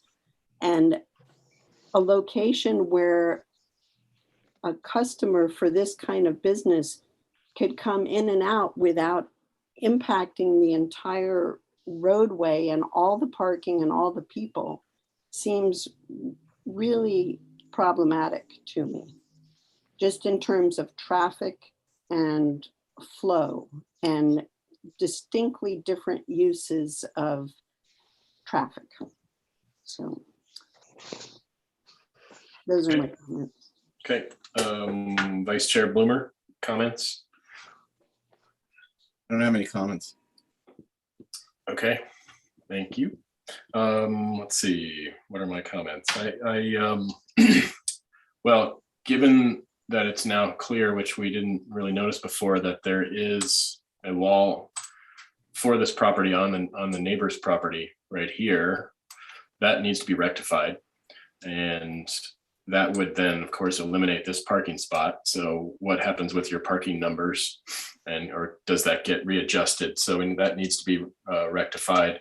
I'm also just looking at, we talked a little bit about the widths through here for this driveway, and I don't really understand this is a really thin section and then it widens out. So it seems like there'd be a lot of conflict here with people coming in and folks going out. So I think we need to see a better sort of traffic pattern that's, I guess, maybe a consistent width somehow through there, but it doesn't seem hashed out yet. And of course, all the parking in the front, this is sort of a major issue. So obviously you're just starting this process. So next time you come around, you'll probably have more answers. And so we'll look forward to that. As for the raised planter, let me just clear this out real quick first. The raised planter, the proposed new raised planter in the middle, seems like a great opportunity for a fountain to me.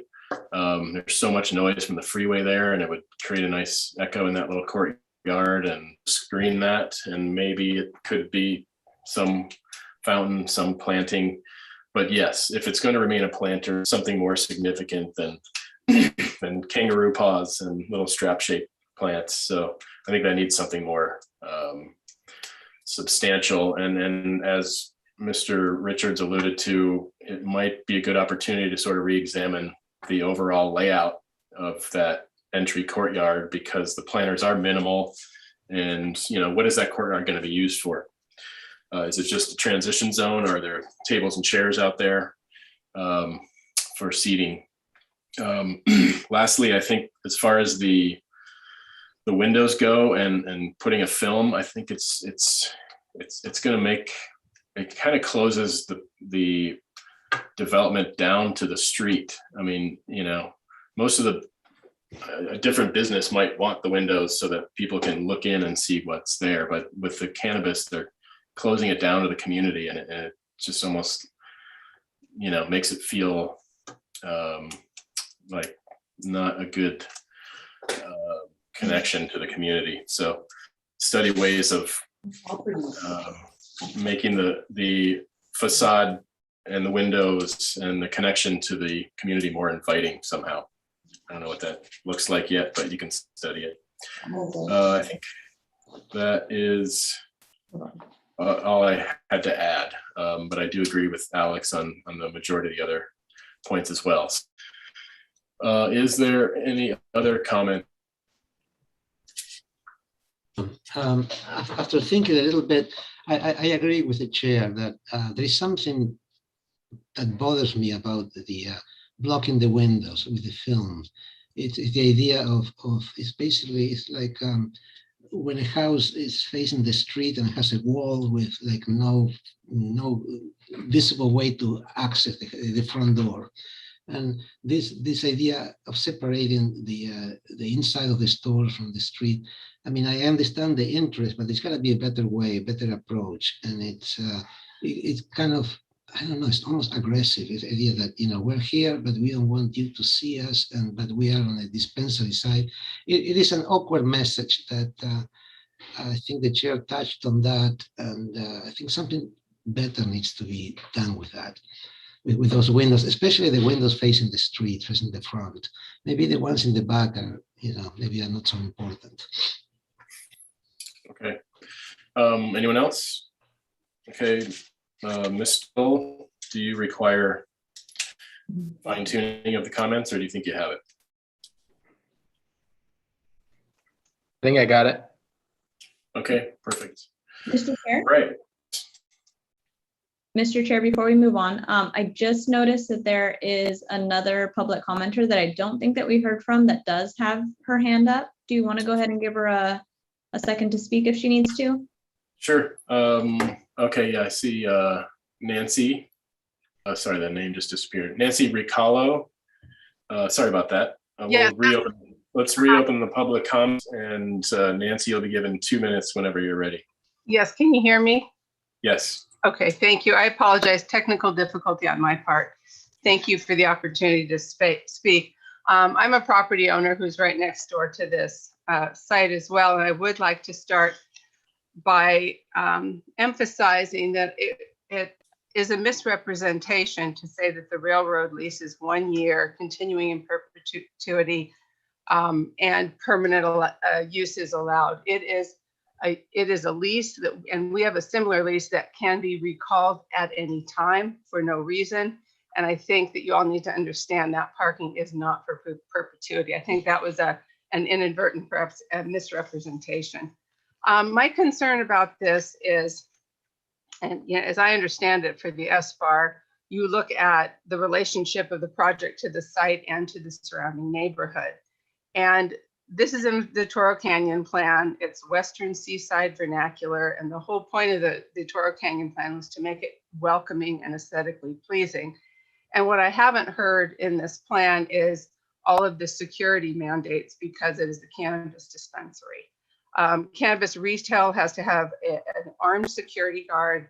There's going to need to be security lighting, obscured windows that you touched on, and security fencing.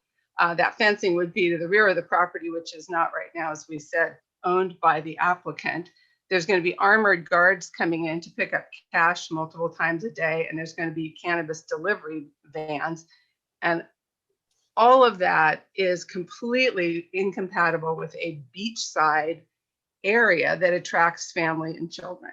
And I don't see that that was addressed with this. And I do think it is within your purview to note that it is located within 100 feet of a residence. It is located right next to a surf shop. And according to the Institute of Traffic Engineers, it's 3 times the volume of use. And I feel like the county is treating it like it's just any other retail. If you've ever been in Santa Claus Lane in the summertime, it is overwhelmed with traffic. And to bring all that additional traffic and all that additional parking burden, it's just going to be too much for the lane. So I hope that you will consider these in your future review. Thank you. Thank you. Okay, I think we've gone through it all. We had all our comments are in, and Alex is clear. Mr. Peugeot, you had something else to add? I think the applicant, the last person mentioned something important. I think the applicant needs to clarify what are the security measures, because they are not shown yet. But I think that's a good point, and I'd like to acknowledge that. Okay, so let's add that to our list of comments to provide whatever security measures are necessary and how they affect the operation and the aesthetic and the site. It will be the aesthetics, really. What we look at is the aesthetics of the site. Yeah. Right. Okay, very good. So this was here for the first conceptual. So the idea would be, I would say we have to come back for further conceptual with those comments. Anything else to add from anyone? Okay, very good. Thank you all very much for participating, and we'll see you next. Now move on to item number 7, which is the last item of the day. The Taubes additions, request of Zoran Balbus, agent for Ann Smith Taubes, 2009 for conception of an interior remodel, 990 foot additions, foot garage conversion, new 400 square foot garage, and a new 16 foot pool. There's not being a, this is a 1 acre parcel located at 60 Lane in the Toro Canyon area. So do we have the applicant here today? If so, please state your name or name for the record. The applicant, Zoran Balbus, is the owner's representative, and he had to leave for a meeting. Things just went too long. My name is Paul Ashley, and I'm the architect for the project. I see you've started by opening the plan. You guys can hear me, right? Yes. Okay, great. You've opened the plan.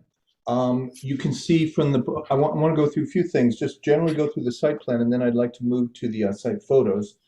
You can see that the lot under question is removed from Ladera Lane. It's behind another lot, and it's down a long private driveway. And it's the existing building is sort of a T-shaped. There's one wing, if we want to blow that up a little bit. There's one wing that is a 1-story wing, which is the main living and dining area of the house. That wing we're actually not touching at all, architecturally, interior or exterior. There's another Sorry, wing. Josh, excuse me. you zoom in on that, please? Let's blow that up a little bit so you can see that.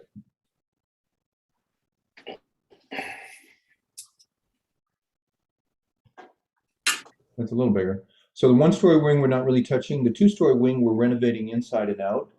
We're doing the new kitchen, bathroom, and laundry in the two-story wing, and we're adding additions to the second floor of the two-story wing on both the east and the west.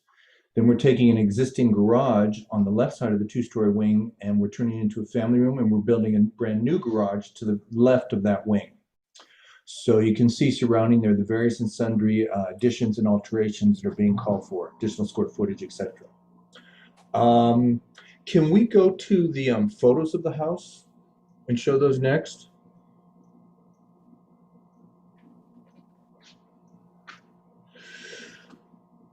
Photo, yeah, that should be it right there. Beautiful. Okay, so here's Ladera Lane, and that's the private drive, and you can see it's a long way back to the house. That's a separate lot actually, and this driveway is a driveway easement over that lot, which is a legal easement to access the property in the back. Now, as we scroll down, you'll see the next photo. That's the one-story main wing of the house, the living and dining rooms in the library. And we're ostensibly not really touching that wing of the house, but we're using that as a design point of departure for our new additions. You can see on the left there, part of the two-story wing of the house. Scroll down further. I don't really have control over the scroll here. So, okay, here we go. There's that existing garage on the east-west wing. We're turning that into a family room. There's an open terrace up above, and we're building two children's bedrooms and bathrooms up above there on that terrace area. The next photo down is just a detail of some of the architectural decoration on the building. It's quite ornate. Continue scrolling down.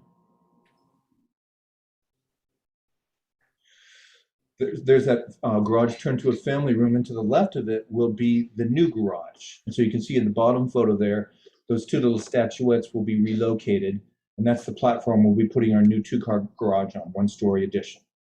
Continue scrolling down. These photos just kind of walk around the house, so you get a general feeling for it. So if we scroll down,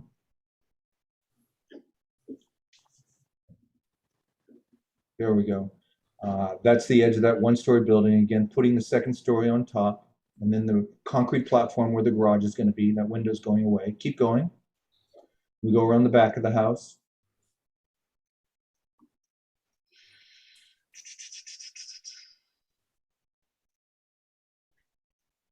Okay, more views of the back. We'll be reworking the back garage. It's weird. This garage is a drive-through for some reason. There's a garage door on both sides, even though there's no automobile access on the back of the building. I'm not really sure why that is, but that's all going away, and those will be French doors coming out of that new family room. All the windows on the back of the house, with the exception of the one in the lower right corner there, which is the existing laundry, they're all going to be replaced and or relocated. Continue scrolling down. At the very east side of that two-story building, there's a one-story structure there which has a roof terrace on top and an arcade below.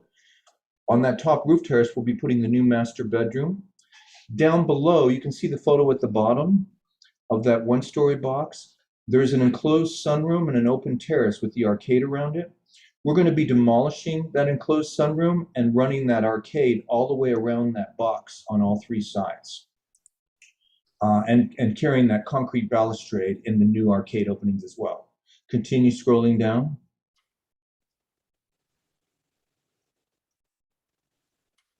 Okay, there's that in the top photo, that enclosed sunroom. We'll be taking all those French doors out. Actually, we're going to be reusing those in other areas of the building, and we're going to be bringing that arched arcade around the east side and the south side of that room. And then on top of that, that will be the new master bedroom. The lower photo, there's a kind of like a platform coming out from the raised terrace.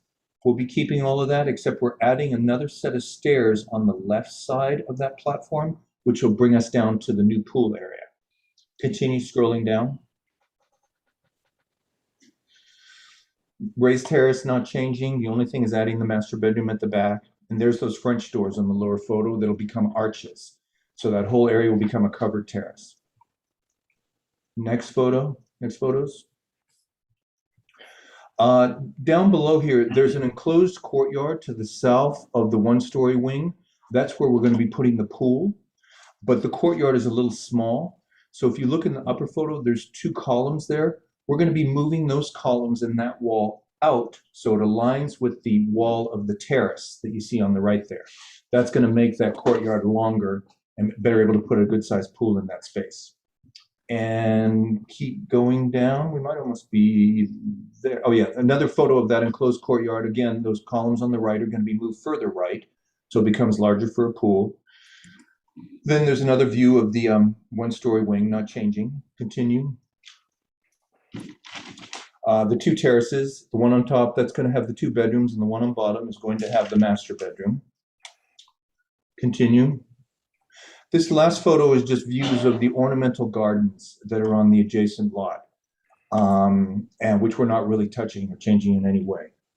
Now, I think it would make sense if we looked at the rendered elevations, which would be dated from July. Oh, here we go. Yes, perfect. So on these views, what you're seeing on the top is the existing conditions, and what you're seeing on the bottom is the rendering. And what I've done is I specifically only colored the areas that are new building, so you can really feel it and read what's going on there. So this is the west view. On that second floor, we've added the bedroom additions, and on the ground floor, that's the one-story garage. Continue. This is the south elevation. You can see on the bottom level, that's that one-story existing building right in the center there. No changes to that whatsoever. But the 2-story wing in the background, on the left, we've added the 2 bedrooms. On the right, we've added the master bedroom. On the right, on the bottom, we've taken out the French door so that now that's an enclosed covered arcaded terrace. And then on the left, on the bottom, that was the garage door and is now becoming the windows into the new family room. And then brand new 1-story building on the left is the new 2-car garage. Okay, this is our east elevation. Again, the only thing that's new here is that master bedroom on the 2nd floor. And then on the 1st floor, you can see on the left, we've taken out those windows and we've continued the arcade around, so that's covered terrace there. Since this rendering was colored, we added the pool area on the south of the building, and so I do have an extra set of stairs coming out the left side of that platform that comes out of the raised terrace there. Next is the north elevation, the final elevation, and on this one, you can see the additions on both the right and the left. On the right is another one of the bedrooms, on the left is the master bedroom. The garage on the far right, with the windows at the back of the garage. And you can see all the windows in the existing north elevation are being revised or reworked or replaced, with the exception of the little casement windows in the laundry room right in the middle of that building right there. I think I didn't speak much about it, but I think it's obvious that we plan to reuse all the existing colors, details, finishes, everything on the existing building, including the roof terrace, the roof tile colors and style, the color of the existing building, the stylistic and very ornate concrete trims that are around the building, repeating, what's going on with the existing French doors and windows as far as the horizontal mullion pattern, and then repeating the concrete balustrade design wherever we can. That's the quickie of the elevations. Do you want to look at the interior floor plans briefly, or is that necessary? Not necessary. I didn't think so. I thought this was more of a design elevation review. I'm keeping it short because I know, we've been here a long time. Maybe we want to go right to questions and I can clarify. Do you have any open questions for me? Sure. If there's nothing else you need to share, we can jump into questions. No, I think you've got the brief conceptual overview. Yeah. Do you have I assume you have a landscape plan at some point since you're making. Yeah, we didn't want to initiate the landscaping until we had our first conceptual design review. But we will be doing a landscaping plan. Although for the most part, we're only really working immediately adjacent to the existing building. Right. And the pool area. Yeah, in the pool area, we'll have some landscaping in that new pool terrace for sure. Okay. So what I should say, we're also planning to add new piers and gate out by Ladera Lane. If you look in the very lower left of that site plan, it's very small. I'm showing some new piers and some new gates for the 12-foot entry gates there that are required by the fire department. 12 feet, huh? Okay. Yeah, I reviewed that with the fire department, and he said 12 feet was my required clearance. That's good. Do you have an elevation of that? I didn't include that in this set, but we have an ornate gate that's designed, and we can add it to the next package. Great. Okay, so let's bring it back to the board then for questions. Anyone can jump in. I have a couple of questions. When was this house built? I mean, when was? Mid 80s. It's fairly new, surprisingly, given the traditional style. I have in my folder, I have PDFs of the original construction drawings under Ladera Lane. Okay, Yes. and you're talking about recycling windows. Will they be allowed to be recycled? Oh, you mean in terms of energy efficiency? Yes. That would depend upon whether my Title 24 consultant can pass us. Yeah. That makes sense. The other thing is, I believe you're in the high fire zone, right? Yes, we are. Yeah, and sometimes they require metal. I'm not sure how they are feeling about wood windows as a new window. So We're gonna have to review that when we get to laying out our door and window schedule. Okay, another question. What are all those cast elements? Is that cast stone? Are they plaster, molded plaster? They are, interestingly enough, they're a mix. Some of them are cast concrete, and the original construction documents are from a company in Arizona that provided them. They are still in business. We haven't reached out to them yet, but we'd like to try to replicate some of them where we can. Others that look gray like the concrete are not concrete. They're trowel-coated gray plaster. Where you see more like a flat band of something going up the building or going horizontal on the building, that's a trowel-coated gray plaster. But where you see it with more definition and like an OG profile, that tends to be the cast concrete piece. Is that like a CSI or something like that? In terms of the company, yeah, they used to have a company at that time in the 80s. Okay, one question about if you can go to sheet number 4, please, and on the illustrated. On the illustrated elevations. Yeah, which that is would be the north. That would be the north elevation. These elevations that he's scrolling through now are the black and white ones. Yeah, no, I understand. Yeah, I went through them. Yeah, but. And I understand that you pay a lot of attention to these things, so I kind of, that's why I wondered. Yeah. Okay. 4 is all the way to the bottom. That's the north elevation. Yeah. It just seems like you were so classical in the organization of the spaces, but somehow on the up, are we on the page 4? Yeah. On the second story on the left of the north. Somehow those must be 2 bedroom windows. Is that what they are around the bed? And yes, that is the master bedroom head wall. Yeah, and those 2 windows are behind the nightstands and the lamps that are on either side of the master bed. Yeah, and so you would like to extend the columns up that way? Yeah, you know, given that there were existing columns, I studied keeping them at the height that they were, and they didn't. When I extended the building up, they didn't make sense. So in this proposal, I'm proposing to take them all the way up. And if you look at my east and my south elevations with the columns that go around that little 1-story piece, I'm proposing the same thing, that they extend all the way up to the underside of the soffit. Okay, let me make a comment now, so I know we're in questions, but this is the only part that doesn't quite work as well, where the windows, ideally they would be centered on the space and centered over the arches, but you cannot do that because you're on the headboard, yes, conflicting with the headboard. Okay, so let's just make the comment, but because we're there. I don't have any other questions, Mr. Chair.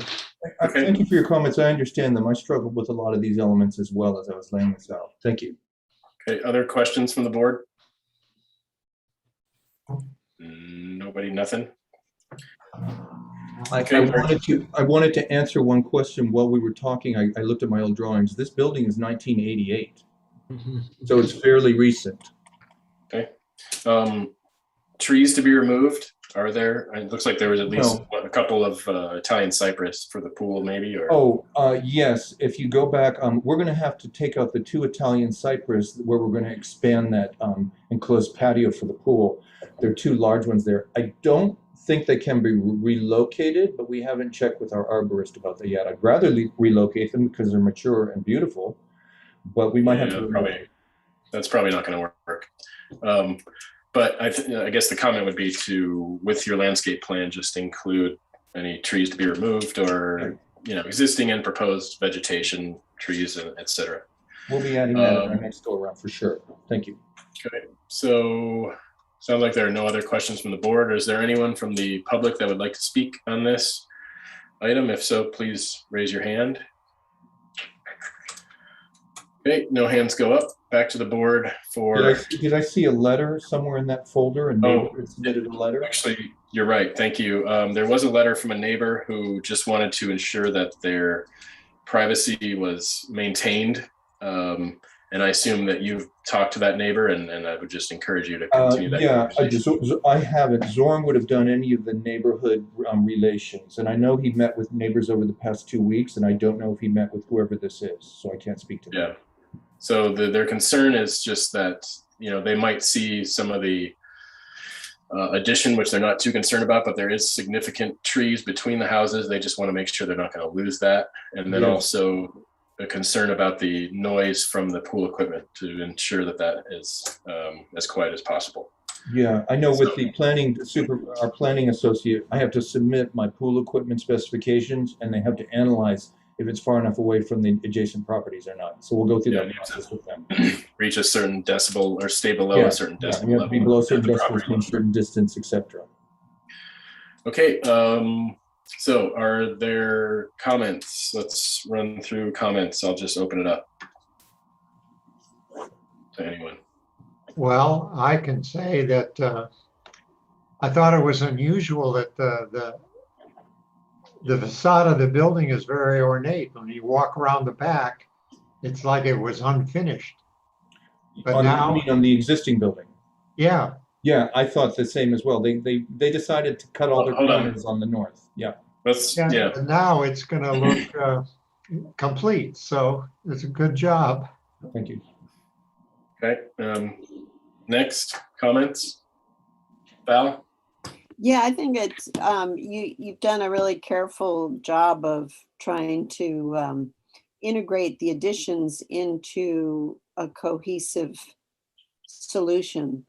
The only place I too am looking at the north elevation a little bit, just that the windows don't seem quite as organized as what you've done everywhere else. Mm-hmm. In terms of such a kind of classical style. But all in all, your solutions are very successful. Thank you. I agree with Valerie.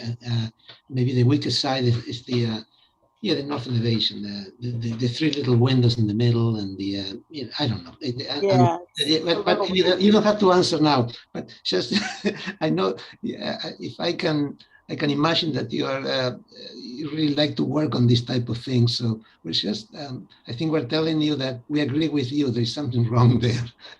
You will be able to fix it. Okay. Mm-hmm. Okay.